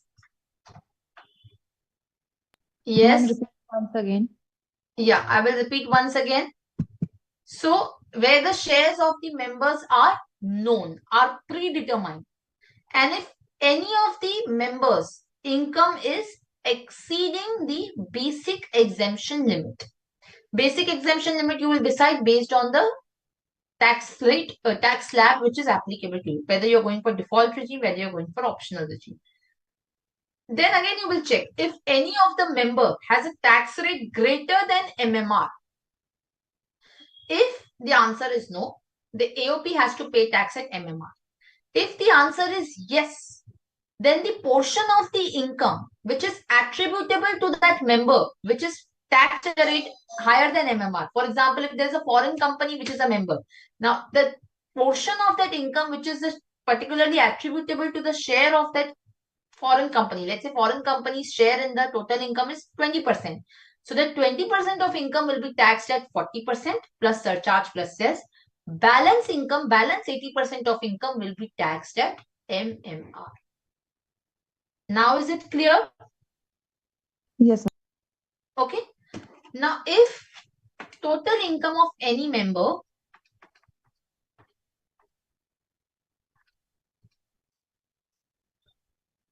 excluding the share is less than the basic exemption limit. Are we clear? Is less than the basic exemption limit. Then in that particular case, the AOP will pay tax as per the tax rate, which is the slab rate which is there. So AOP will pay tax as per the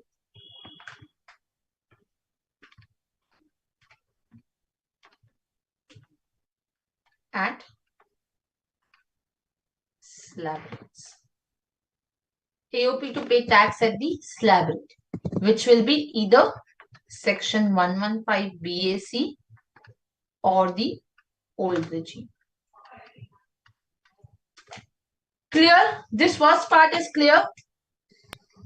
Ma'am, if both the condition are apply, means one member have a income more than this and maximum up to maximum marginal rate, and one has less than basic exemption limit, then what we have to do?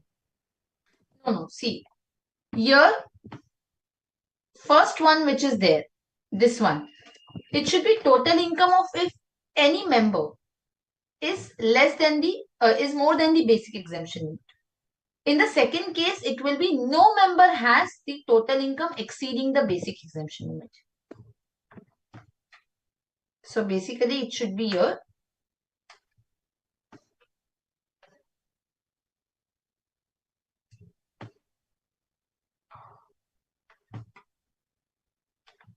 No member has the income is exceeding the basic exemption limit. So basically, sorry, I have written here greater. It should be greater. Yeah. Okay. So in the first case, total income of any member is more than basic exemption limit. You will directly go as per the first point which is there, which is as per the MMR. In case any of the member has the income less than the basic exemption limit, then in that particular case, you will go as per the slab. Are we clear? So meaning you will look for all the members. None of the member has income exceeding the basic exemption limit, only then you will come to pay at the slab rates. Is this clear?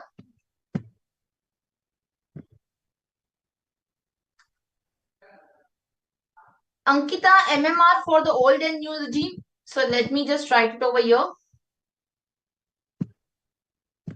Ma'am, Yeah.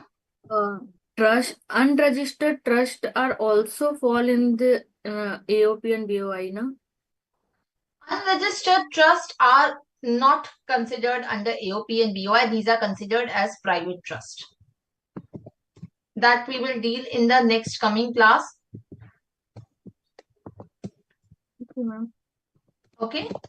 Yes, So ma'am. this is 42.744% under the old regime. Otherwise, it is 39% under the 115 BAC. Fine. Now, if the shares of the members are unknown,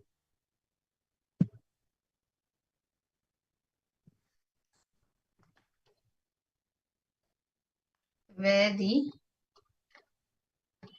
share of members are unknown. Now, in case the share of the members are unknown, again you have to check whether the individual share of member is not known. Then in that particular case, you have to check whether any member is taxed at rate higher than the MMR. So again, you need to check in this case also that whether any member is being taxed at a rate higher than the MMR. So if that be the case,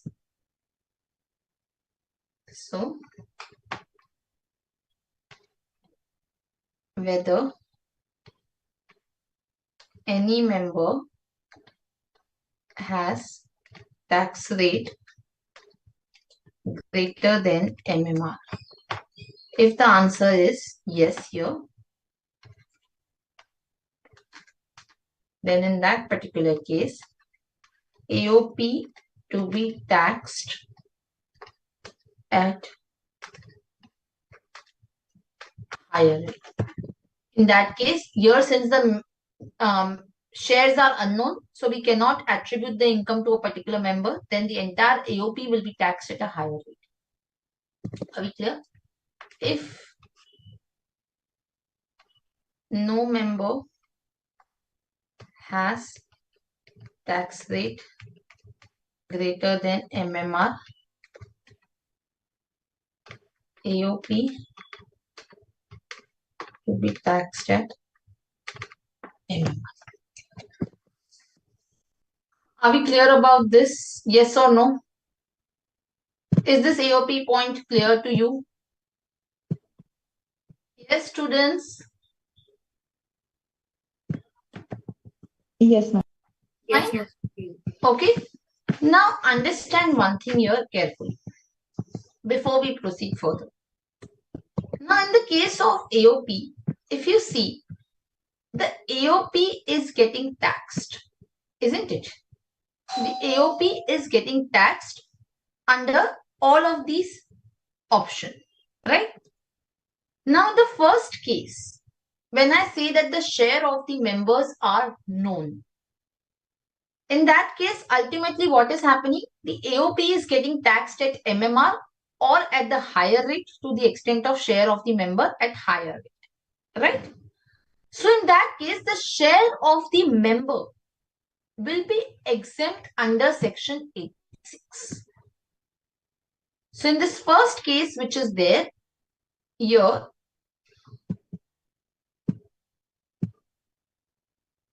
the share of the member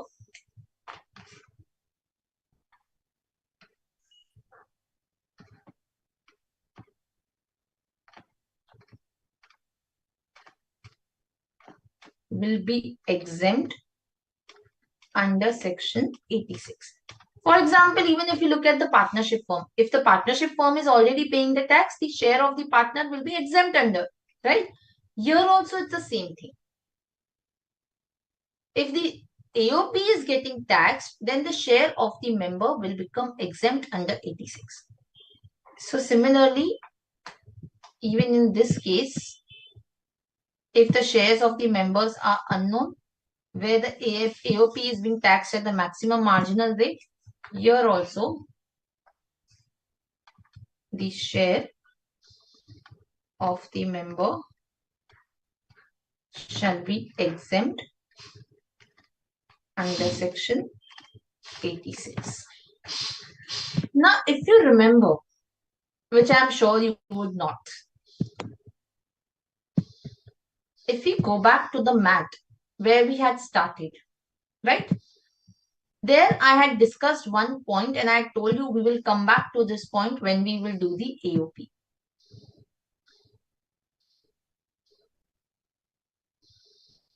So if you see here, yes, this particular point number I, share of the assessee in the income of AOP or BOI, less share of assessee in the income of AOP or BOI on which tax is not payable under 86. Add expense in relation to that income. Do you recollect this point there? Yes? Do we recollect this point? Yes or no? Yes, ma'am. Correct? So Yes, ma'am. that time I had told you that this particular income is to be excluded from the math. Why? Because under section 86, we are saying that if the AOP has been already paying the tax at the rate of the MMR, then the same income should not be getting taxed in the hands of the member. Now, if the member is a company, if this provision was not there, then क्या हो जाता? Mat लगता उस share के ऊपर. So even if this share is becoming exempt technically under 86, mat में से अगर इसे बुक प्रॉफिट में से एक्सक्लूड नहीं करते हैं, so then the tax would have been payable, isn't it? Yes, ma'am. Are we getting this point? So that is the reason why under MAT this is specifically excluded. इस पे AMT लगेगा क्या?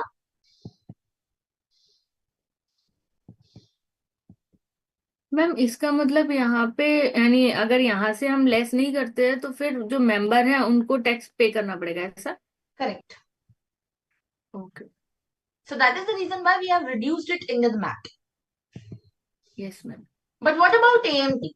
If individual is a member of the AOP, will AMT become applicable?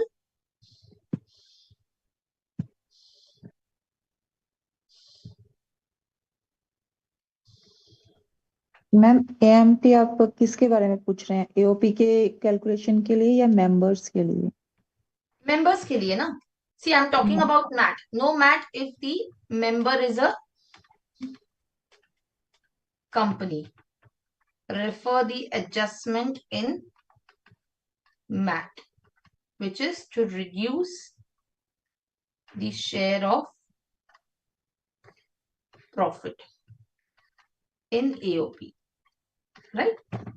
What about the share of profit if it is received by an individual, a partnership firm which is a member? उसके ऊपर AMT लगेगा? MAT तो नहीं लग रहा है. MAT में there is a specified adjustment which is given to reduce the share of profit. What about the AMT?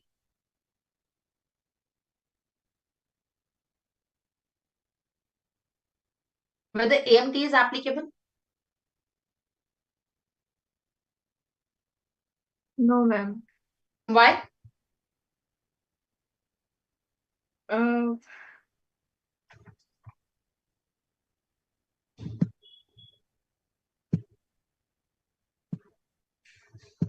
हम उसमें जिस तरह से हम प्रॉफिट करते हैं उसमें हम एडजस्टमेंट ऑलरेडी कर जाएंगे तो इसलिए वो अप्लाई नहीं होगा.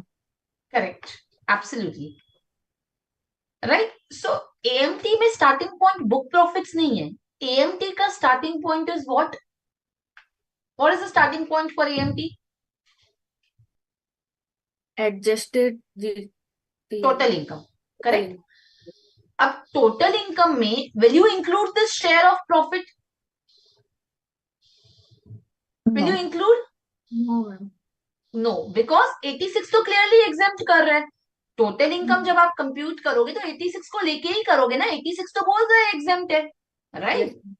So when 86 is exempting this income, you will not get into the total income. This share of profit will not get into the total income. Book profits are what? Basically how you compute as per your books of accounts, right? So in the books of accounts, I will credit this share of the AOP. That is why it is touching my book profits. And that is why under the MAT, there is a specific adjustment which is provided. AMT method, this will not even touch. For the AMT is applicable only when you claim the specified deductions. Right? 10 AA, 80 IA, 80 IC, 35 AD, right? Otherwise, AMT is not applicable. MAT mein aisa there is no condition. MAT is applicable to every company. Are you getting the distinction between the two? Yes? Yes, ma'am. Correct? So, AMT का तो यहाँ सवाल ही नहीं है. Are we clear? Yes or no? Yes, ma'am, clear. Okay. Now, with respect to this part where the share of member is known, but no member has the income other than the income greater than the basic exemption limit. In that case, what did I say? AOP is to be taxed as per the slab rate. In that particular case, there is one provision which you have to keep in mind. So here, the share of the member will not be exempt. Here, the member's share will be included in income, and then a rebate will be given. Then a rebate will be given under section 67A. Are you getting this? So here in this case, where the share of the members are known, where the shares of the members are known, in that particular case, if no member has the income more than the basic exemption limit, then in that particular case, AOP is to be taxed at the slab rate. But the member will not be not taxable. The income, the share of the AOP will be included in the member's total income, and the member will in fact get a rebate over here. Ma'am, rebate under which section? Rebate under 67A. 67? A. Are we getting this? So basically, here what we are trying to say is, sorry, not 67A, rebate under 86. Sorry, my bad. So here what we are trying to say is that in case the AOP is paying the tax as per the MMR, the member share will not be included in his total income and will be exempt under 86. But where the AOP is paying the tax at the slab rate, then the member's share will be included in the total income, and the members will be allowed a rebate. This is as per section 67A, and the members will be allowed a rebate under section 110. Are we clear? So this is how the computation will work for the AOP. Now, how in the member's hand it will work, we will discuss. But this is as far as the AOP is concerned. Now, what is the tax rate for the AOP? It is the slab rate, what we discussed so far, isn't it? The tax rate is the slab rate. What is the rate of surcharge which is there?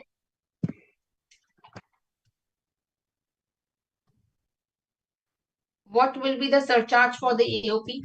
Again, 15 lakh. Sorry, not 15 lakh, 15%, 25%, 37%. The normal surcharge rate which are applicable to individuals, that will only be applicable to the AOP also. 10%, 15%, 25%, 37%. Yes or no? Yes? Mhm. Under 115 BAC, the highest rate of surcharge is 25%. However,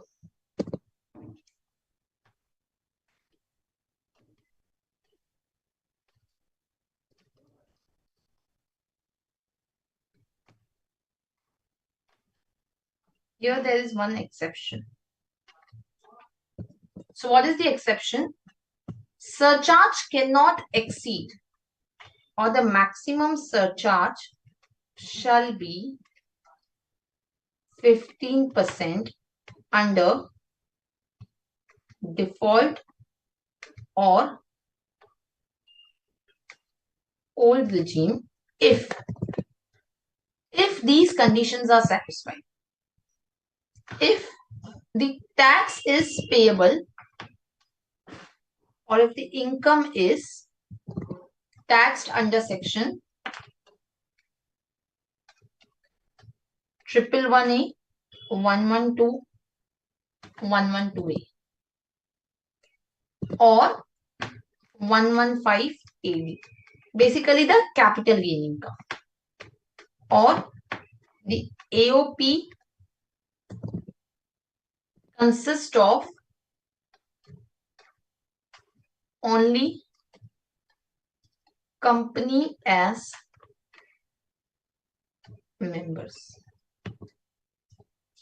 So if AOP only has the company as members, or AOP has the income in the nature of 111A, 112, 112A, 115AD, then in that particular case, only the surcharge will be restricted to 15% and not beyond. Are we clear? Yes or no? Clear, ma'am. Clear? Yes. And then, of course, the cess will also be applicable. So, this is about the AOP computation. Now, one more important thing with respect to the AOP. See, in the partnership form also, we give the remuneration and interest to the partners, right? उसके लिए मैंने क्या rule बताया था? Remuneration and interest should be authorized by the partnership deed. It should not relate to the period prior to the partnership deed. And the remuneration should be as per the slabs which is given. Interest should be 12% per annum, right? Similarly, in the AOP or BOI also, they can give the remuneration or interest to the members, isn't it?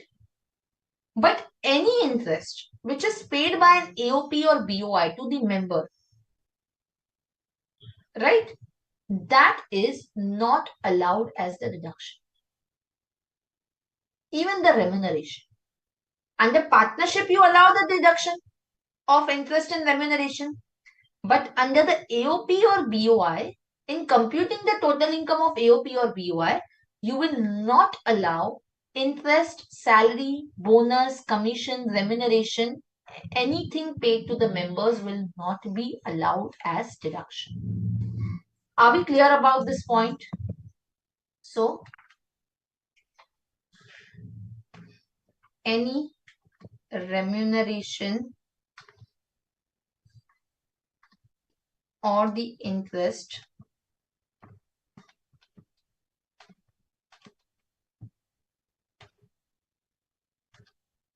paid to members shall not be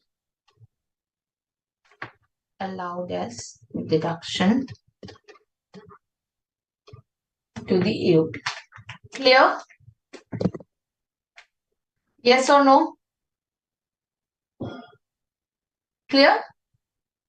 Any doubt? Yes or no? What if the individual is a member in a representative capacity and the interest is paid to the individual in his personal capacity? Will it still be disallowed? No, ma'am. It will not be disallowed, right? Same as partnership firm. So if you are in a representative capacity and let's say Mr. A who is representing HUF, who is a member in the AOP. Now interest paid to Mr. A in the representative capacity will be subject to disallowance. But if the interest is paid to him individually, if he has given any loan to the AOP, he is not a member of AOP. The HUF is a member of AOP. then in that particular case, the interest will not be disallowed. Are we clear?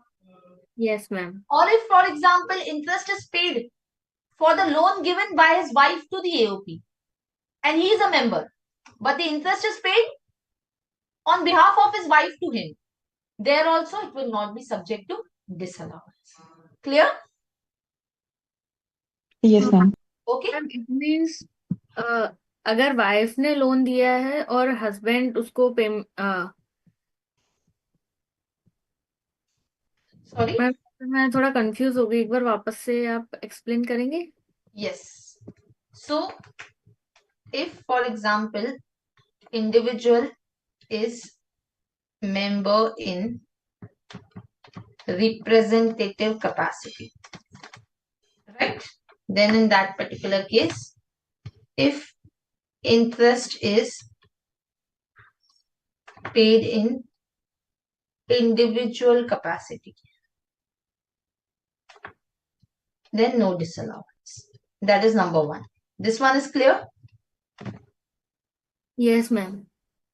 If individual is member, वो wife वाला थोड़ा हाँ. Confuse किया था. And if interest is paid to him for benefit of third person, for example, loan given by his wife to AOP. So interest would have been payable to wife, but interest is now being paid to him on behalf of his wife. So there also no disallowance, because technically there is no interest paid to him. It is paid to him because his wife has told the AOP to do so. Are we clear? Yes, I'm clear. Clear? Okay.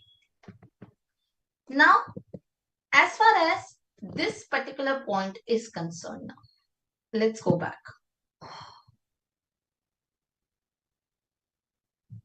This 67A and 1110, when the share of the AOP members are known and when there is no member who is paying the tax at the greater than basic exemption limit, then how should we deal in that situation?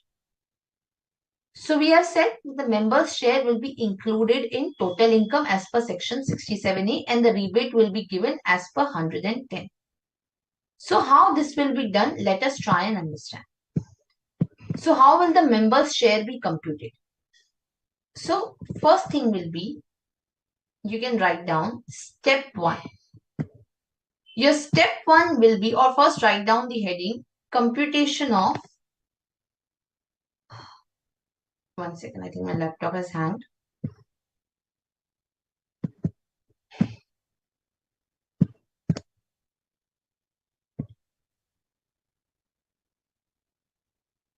One minute.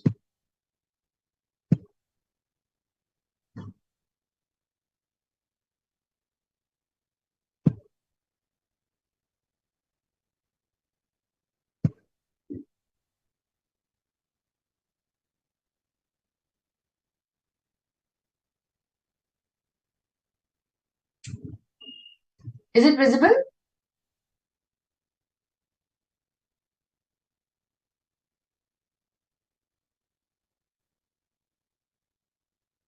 Ma'am, are you writing something? Yeah.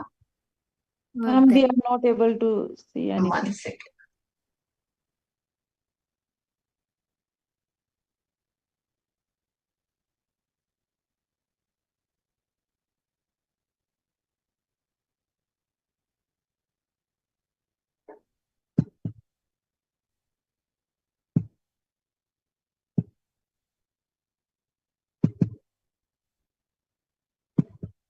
Yeah. Now is it visible? Yes, ma'am. Yes, ma'am. Okay. Write down computation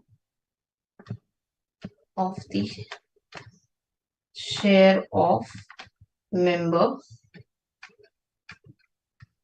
under 67A. So step 1,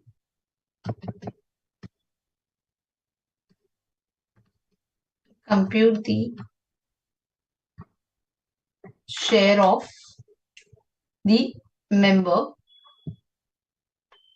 or you can write down compute the share of the member from the AOP or BOI, excluding the interest, remuneration, commission or bonus.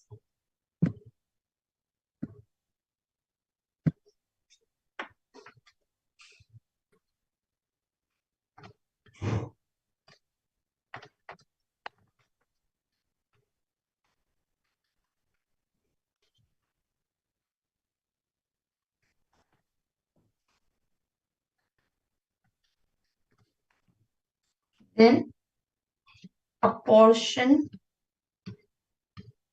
under different heads of income in the same manner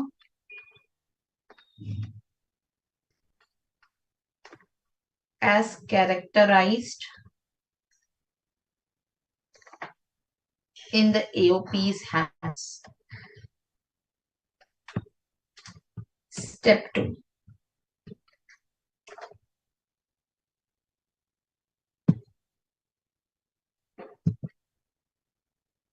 Step 2 will be add the interest, remuneration, bonus, commission.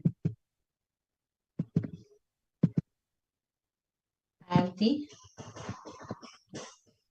interest, remuneration, bonus or commission. Step 3 will be less interest on any loan taken. Interest on any loan taken for investing in the AOP or BOI. Are we clear? This will give you the total income of the member, right? This will give you total income of the member from AOP or BOI. Yes, ma'am. Right? Now on this total income,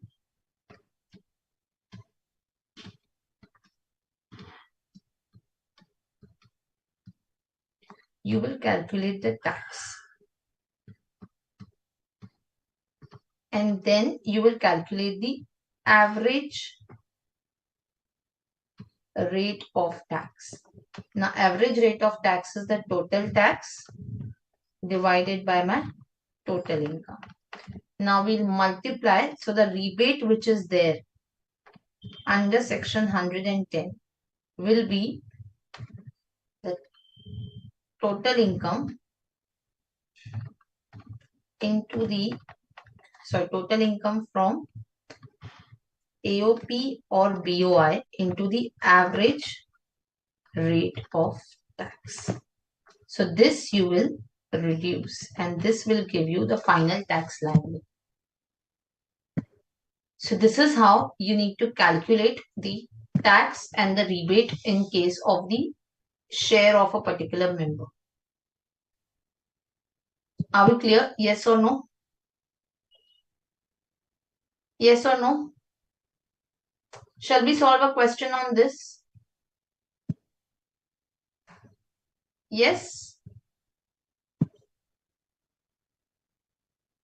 Yes or no?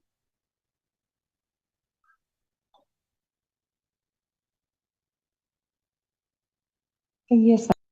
Correct? Okay. So let's solve a question from your module itself. Let me share the module. There's one question given in our module only.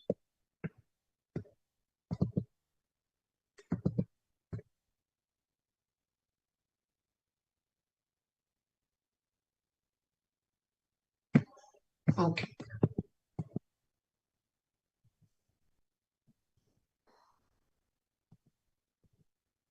Yeah. So JK Associates is an AOP consisting of two members, J aged 40 and K aged 37. Shares of the members are 60% J and 40% K, meaning the shares of the members are known. Income of the AOP are for the previous year 24-25 is 11 lakh. J and K's income other than income from AOP amounts to 2.5 and 2.9 lakh respectively. So basically share of members are known and none of the members have the income exceeding the slab rate. If they are opting for 115 BAC, if they go for other than 115 BAC, if they go for the old tax regime, then yes, their slab rate are increasing the 2.5 lakh limit which is there. Isn't it? Yeah. Correct? Yes, ma'am. So let's see what the question says. Compute the tax liability of the AOP assuming J exercises the option to shift out of the default regime, meaning the normal slab will apply, and AOP and its member K pays the tax under the default tax regime. So for K, the slab rate will be 3 lakhs, right? Yes, ma'am. So it is less than 3 lakhs. So 2.9, that is fine. Meaning none of the members have the income more than the basic exemption limit. Clear? So slab rate is applied to AOP? Yes. So the slab rate will be applicable to the AOP. So AOP's income, which is 11 lakh, will be taxed at the slab rate, which is as per the 115 BAC, because they have said AOP will pay under the default tax regime. Yes or no? Is this point clear? This much? Yes, ma'am. Yes. Correct? So here the shares of the members are known and none of the member has the income exceeding the basic exemption limit.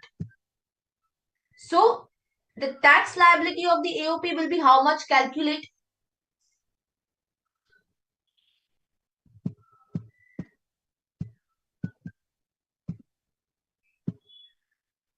Yes, how much will be the tax liability of AOP?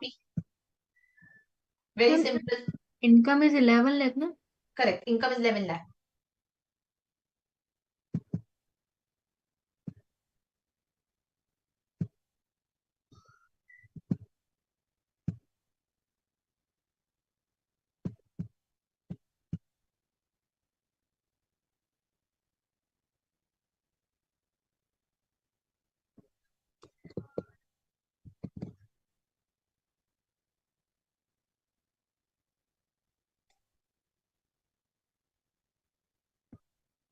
Ankita, why MMR here? MMR will not be applicable at all.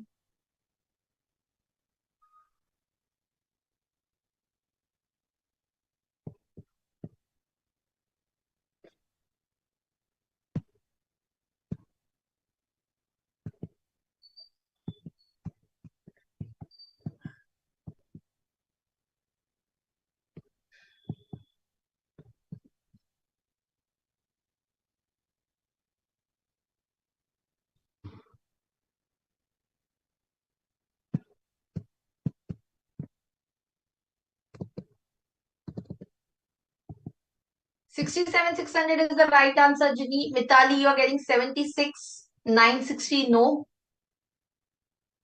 It should be 67,600, Mitali. So this is how the tax rate is computed. You can just look at it. 3 lakh to 7 lakh is 20,000. 7 to 10, it is 30. And about 10 lakh, it would be 15,000. And cess of 4%.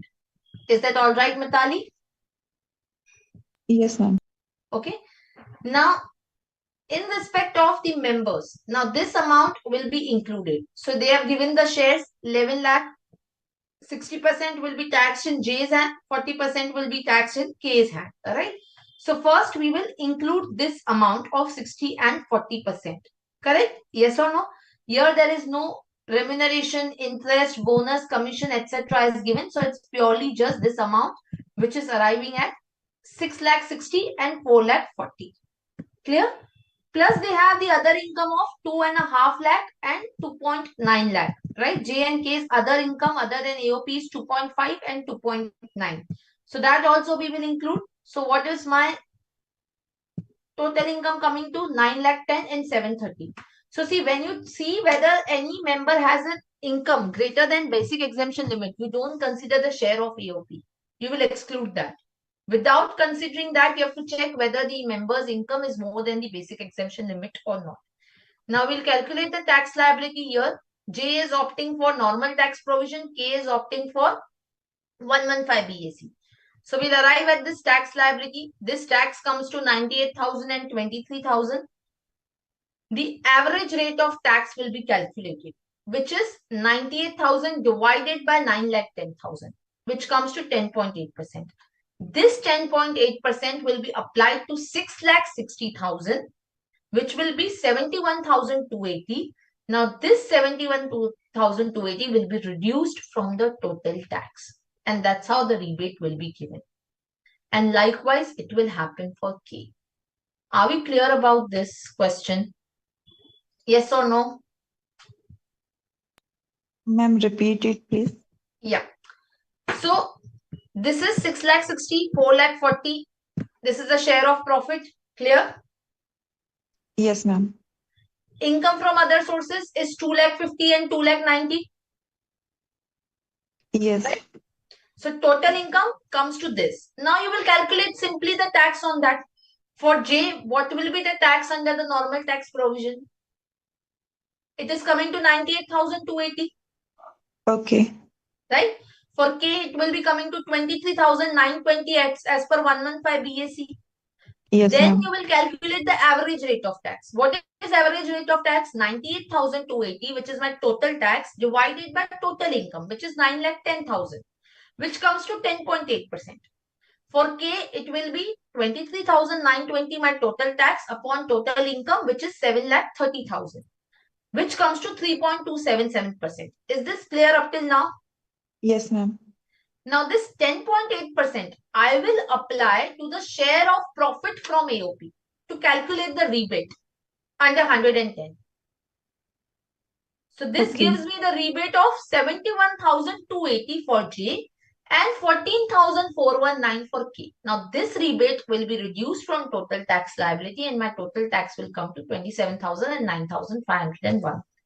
Are we clear? Ma'am, Yeah.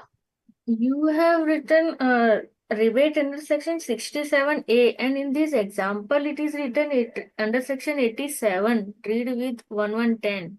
Yeah. So this is basically, see, what we have written is not rebate under 67. We have written members' share will be included in income as per 67A. So the computation is as per 67A and the rebate will be allowed as per 110. Got it? Yes, ma'am. लिखने में So mistake. this, yeah. So this entire computation which is there is as per 67A. And then this particular rebate which is there is as per 110. Are we clear?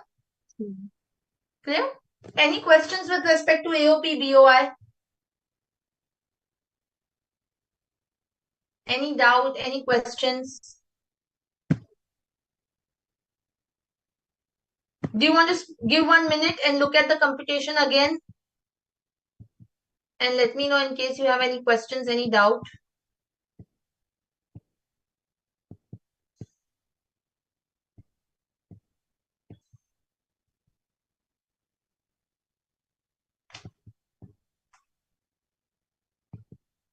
So just to give you a quick recap, you have to see whether the shares of the members are known or unknown. If it is unknown, you have to just check whether any member is being taxed at greater than MMR. Generally, foreign companies are only taxed at greater than MMR because they are taxed at 35%. So in that case, if the shares of the members are unknown, AOP will be taxed at that higher rate, which is applicable to a foreign company. If the share of the member, if there is no member which is taxed at greater than MMR, then the AOP will continue to be taxed at MMR. MMR will be different depending on what regime the AOP is selecting. If it goes as per old regime, then it will be 39%. It will be 42.744%. If it is going as per the new regime, then it will be 39%. If the shares of the members are known, then you have to check whether any member has the income greater than the basic exemption limit. If answer is yes, AOP will be taxed at MMR. If any member has a tax rate greater than MMR, then the AOP's income to the extent of that member will be taxed at the higher rate. Balance income will be taxed at the MMR. If the AOP's is having no member whose income is more than basic exemption limit, then in that particular case, AOP will pay the tax as per the slab rate, depending on which regime it is selecting. The share of the member will be included in his income as per 67A, but the rebate will be given under 110, which will be based on the average rate of tax. Is this clear? AOP is clear? Excuse me, ma'am. Yeah. Ma'am, here is rebate amount in tax is more than what AOP is paid. So that is not matter here. No, that will not matter. See, rebate is particularly in relation to that this income is already taxed in somebody's hand. Now, when I'm including this income in your hand, I'm giving you the rebate because I'm just including this income to decide your slab rate. Okay, ma'am. Because see, क्या हो रहा है logically if you see here. See, let me go back.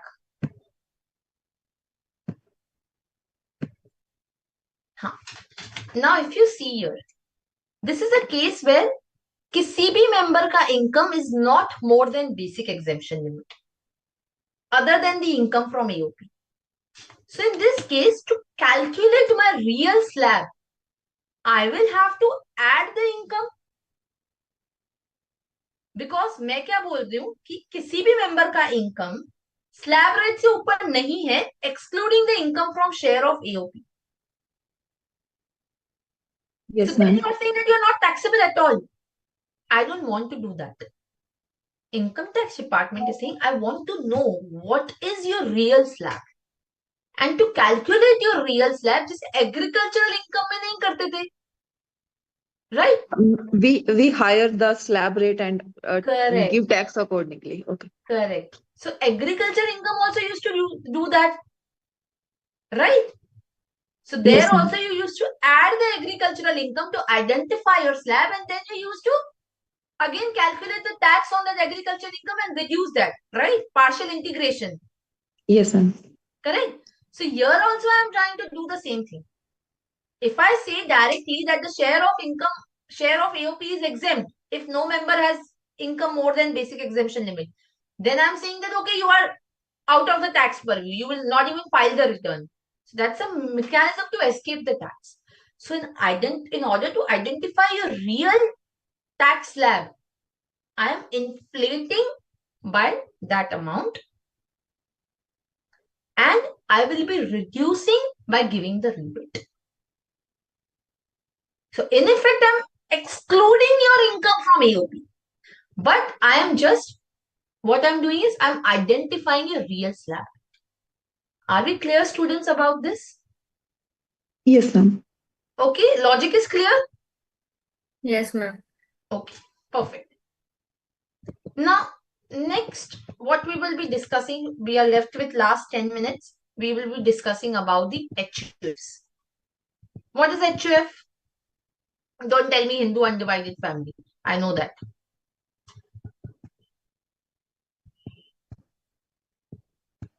What is an HUF?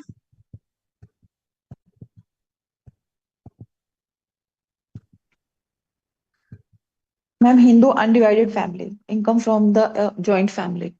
Correct. So basically, when a karta gives his property into HUF, it will become a succession. It will become a family, wherein, whosoever enters the family by birth, by marriage, will become part of this HUF. It's a separate legal entity, right? HUF is not defined under the income tax, but this is a separate entity for the purpose of assessment. It is considered as a separate person. So it starts from the male lineage, right? It also includes their wives, their daughters. When somebody gets married, it goes out of this HUF, become part of another HUF. So there's a karta and then there are co-partners, right? So you become the member by the birth or by marriage there, right? So there are, you would have studied in your 11th, 12th classes that there are two schools of law, with respect to the HUFs, depending on which part of India you are, and depending on that, there are different rights between the both the schools which are prevalent. But we are not concerned with that under the income tax. Under income tax, the assessment of HUF is done in the hands of HUF. What are the tax rates which are applicable for HUF?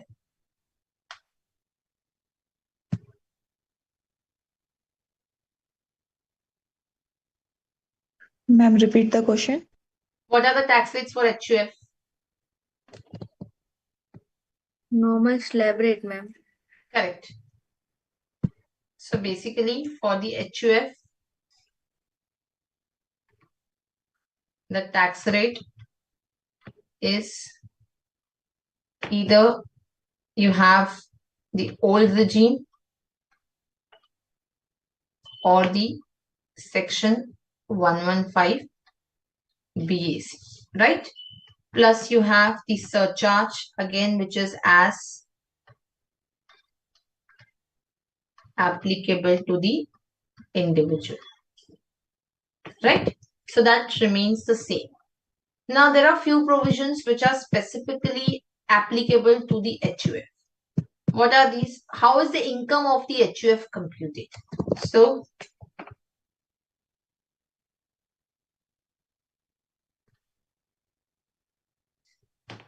now income from how the HUF is formed, the Karta will introduce the property into HUF, right? So Karta will introduce the capital into HUF. So any transfer of a property by the Karta to his HUF, this will become the property now of the HUF. However, there is one provision. Have you done clubbing of income? Yes, ma'am. You have done clubbing of income. What is section 64(2) saying? What is section 64?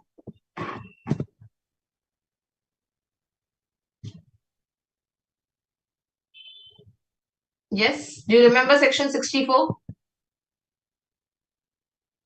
So 64 says where in the case of an individual who is a member of HUF, who transfers his property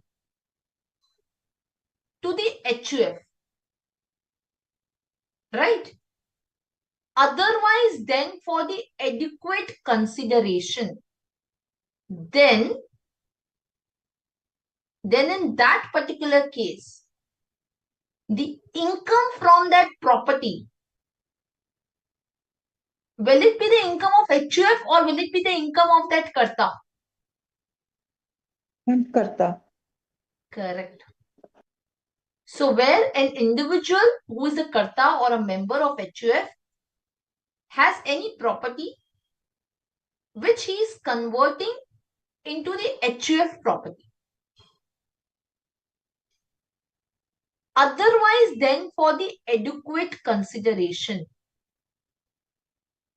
then they say for the purpose of computation of the total income of the individual, this individual shall have been deemed to have transferred the property to the member of the family, and the income derived will be income of the individual and not of HUF. Are we getting this? So any income from property transferred to HUF for inadequate consideration will be income of the member and not of the HUF. Section 64(2). Right? This is what you've already studied, isn't it? Yes or no? Actually concept से याद रहता है but section direct आता है तो फिर confuse हो जाते हैं कि क्या It है। will happen. See, it's a process. You will learn this when you start speaking this language. Okay. Yes ma'am. Now, any receipt by an individual from the as a member of HUF out of the HUF. So, any profit share from HUF, what is its taxability?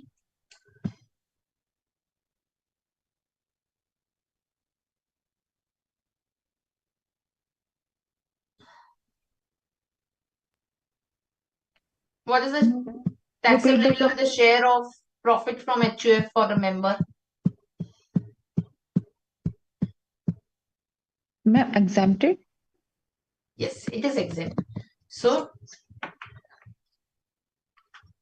share of profit from the HUF is exempt under section 10. Are we clear? Yes? Yes ma'am. Yes or no? Yes ma'am, clear. Okay, clear. Now, another thing is, what about the remuneration and interest which is drawn from the HUF? If any member of HUF receives any remuneration, then whether that will also be exempt or will that be taxable? Taxable? Yes. So any remuneration which is there,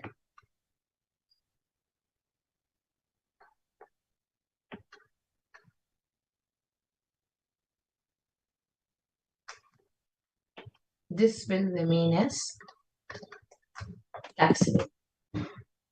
Are we clear? In the Yes. hand of HUF, it will we will deduct it or not? Correct. You Like will how? deduct it.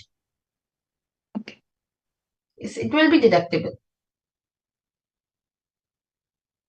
Okay. Yes, ma'am. What if the individual is representative partner? So let's say, for example, there is ABC HUF, a partner in XYZ LLP, where Mr. A is a representative partner of HUF. So remuneration is paid to Mr. A in representative capacity. So whether this remuneration will be deductible in the hands of firm, first of all?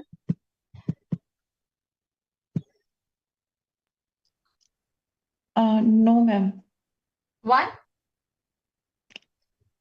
Ma'am, in a firm only if individual get the remuneration, then it will deduct, right?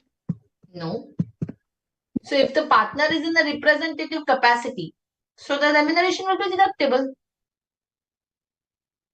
as per the limits which are there.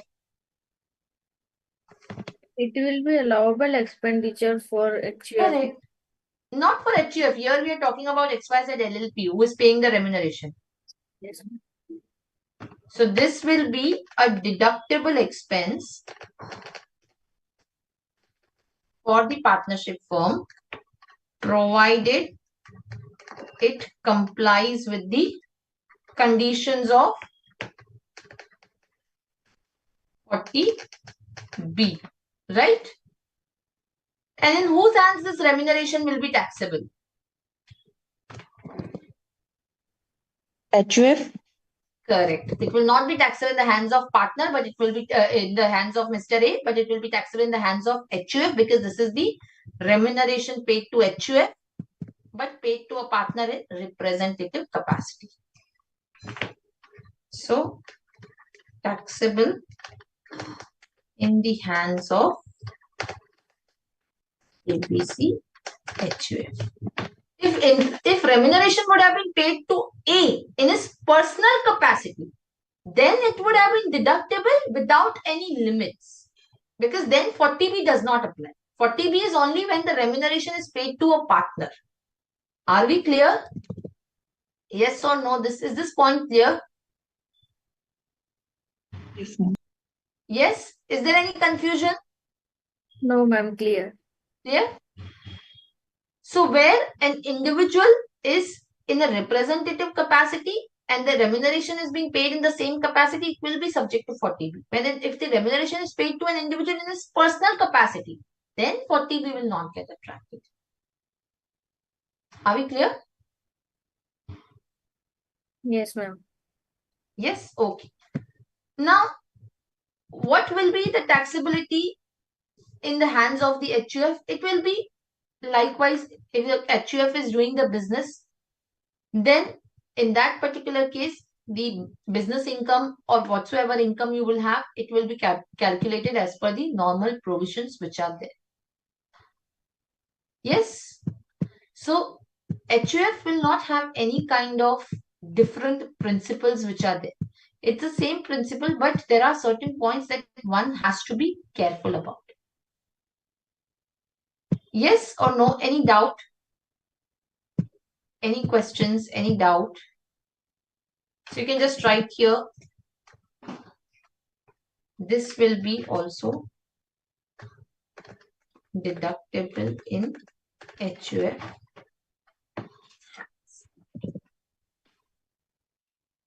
Can gifts be made to the HUF?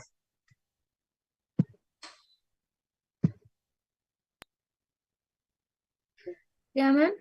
Can gifts be made to the HUF?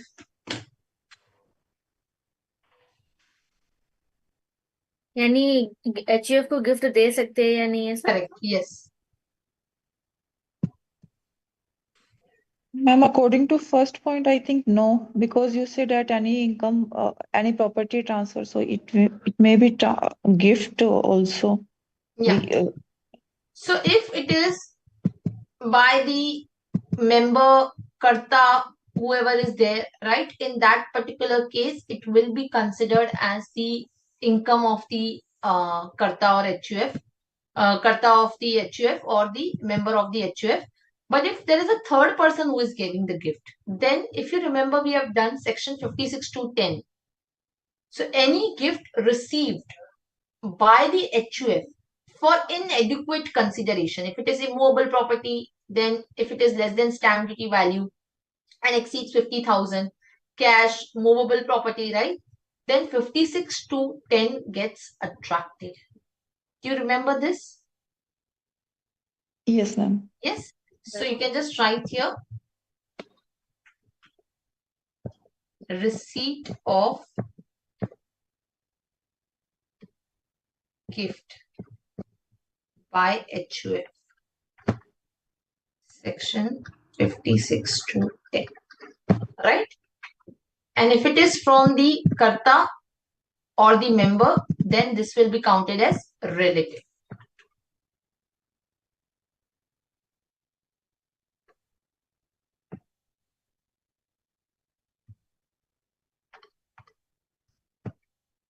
Section 56 to 10 not applicable as gift from relative, right? Section 64(2) will apply in hands of member. So if the gift is received from karta, it is a gift from relative. In that case, 56 to 10 is not applicable, isn't it? 56 to 10 does not apply if you receive it from the relative, isn't it? Yes or no? Yes, ma'am. Yes, ma'am. Yes. Right? So then in that particular case, 56 to 10 not apply, but it will be taxable in the hands of the karta itself because section 64(2) will be applicable. Yes, ma'am. Are we clear? So you can make any remuneration. Yes, Ma'am, please, any question? I have one question. Yeah. Like if we receive a gift from a member, then it will taxable in the hand of member, right? Correct. In If a it is for inadequate consideration. yeah, if in future there is a death of a member or whatever person who give the karta or member whatever, then what happened to that property, income from that property? It will taxable in a HUF because No, it no, is it will not. be taxed in the hands of the legal representative of that deceased. Okay, still it is considered that it will Correct. go. Yeah. Any other question? Okay. Now, last one point we have to understand is partition of HUF. Where the HUF is totally dissolved, there's a total partition of HUF. In that case, the HUF ceases to exist. There is no HUF which will remain. So HUF is completely dissolved in that particular case, right? But for example, where there is a partial partition being taken place, where the HUF is partially dissolved, then in that particular case, partial partition means what? Where there is two families are getting separated. So then there may be two HUF which will get constituted. So in case there is a partial partition which is there, then every member of the HUF immediately before such partition shall be jointly and severally liable for any tax, penalty, interest, fine, whatever is paid in proportion to the property held under the HUF. And the total income of the HUF up to the date of partition will be assessed as income of HUF, and after the partition has been effected, so after the partition has been effected, after that it will be assessed as individual members' income. So up till the date of the partition, it will be taken as HUF income. After that, it will be each member will be liable for the individual income which he has, whatever on the basis of they have got from the HUF. Are we clear?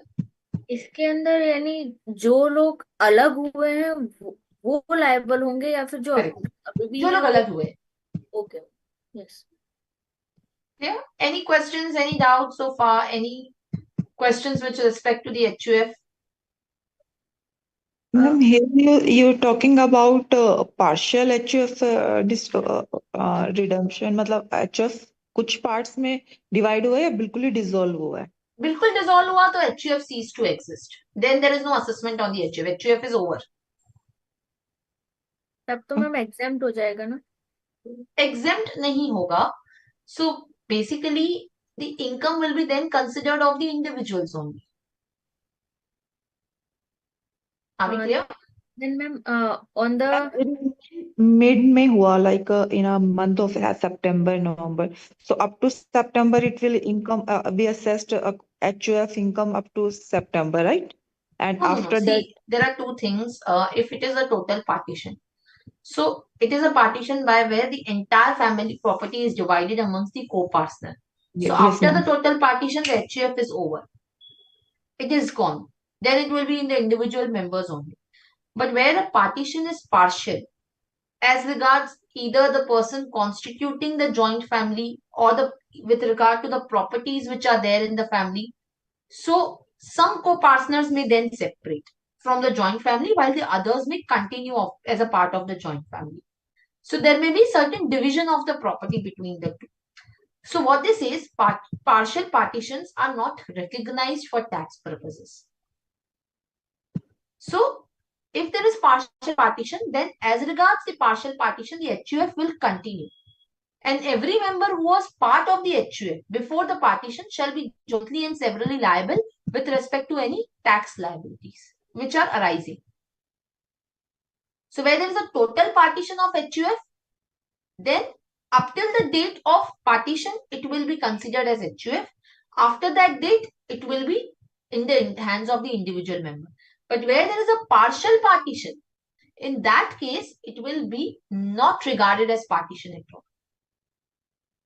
Are we clear? Yes, ma'am. Yes, is this clear up till now? Then, Yeah. when the HUF यानी exist नहीं कर रहा है यानी वो total partition ही कहेंगे I think नहीं हाँ HUF नहीं एग्जिस्ट कर रहा है तो टोटल पार्टीशन ही कहेंगे. Yes At that time, the assets and the asset liability, whatever with the HUF will यानी डिस्ट्रीब्यूट होगा जो भी उसके मेंबर्स हैं उनके बीच में, है ना? Correct. वो जो पार्टीशन के टाइम पे जो भी असेट्स और इनकम जो भी मेंबर्स को मिली है, वो उनको एग्जेम्प्ट होगी या फिर वो टैक्सेबल होगी? Yeah. So basically, when the partition is taking place, so whatever the transfers has happened, if you remember, we have spoken in section 47. So Yes, any distribution of the capital assets on either the total or partial partition of HUF is not regarded as transfer. yes, ma'am. Okay, so you can just write this point. But ma'am, that time partial partition, no? Yes, even in the partial partition, the distributions which are given are not considered as taxable transfer for the HUF. Okay, partial and total both Yes. are considered over here. Yeah.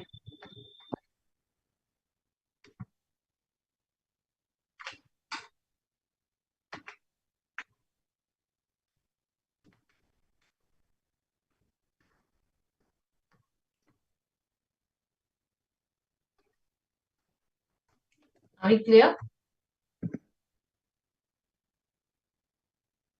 Yes or no? Yes, ma'am. Clear. Fine. Any questions? Any doubt?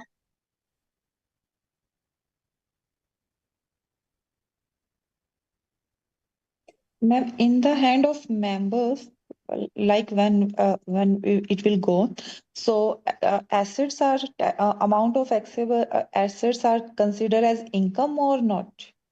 No, the assets will not be considered income. Even if you look at 56 to 10, so when the assets are being distributed to the members, in the hands of members, whether there will be any 56 to 10 which will be applicable. So if you remember again under 56 to 10, we have seen that there are certain exclusions which says that these will not be regarded as the on these transactions 56 to 10 will not be applicable. So again under that 47 is there. So on these transactions 56 to 10 will also not be applicable. Okay. Okay. So you can write here one more point. Section 56 to 10 not applicable in the hands of members on the capital as on property received under total or partial partition. Fine.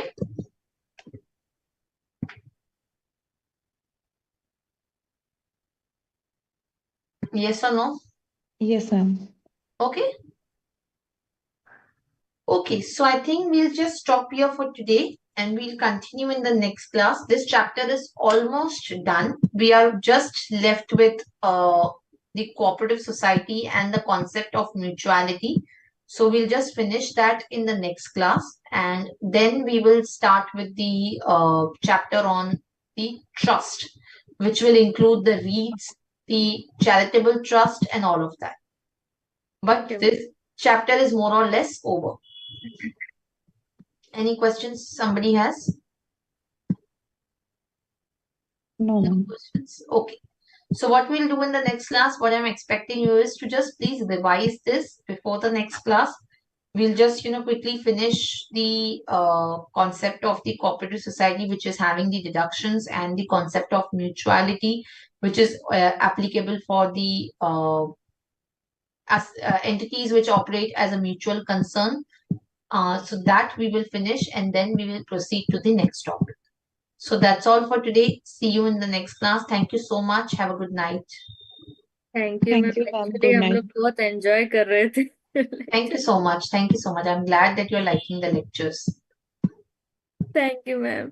Thank you. Okay. Yes.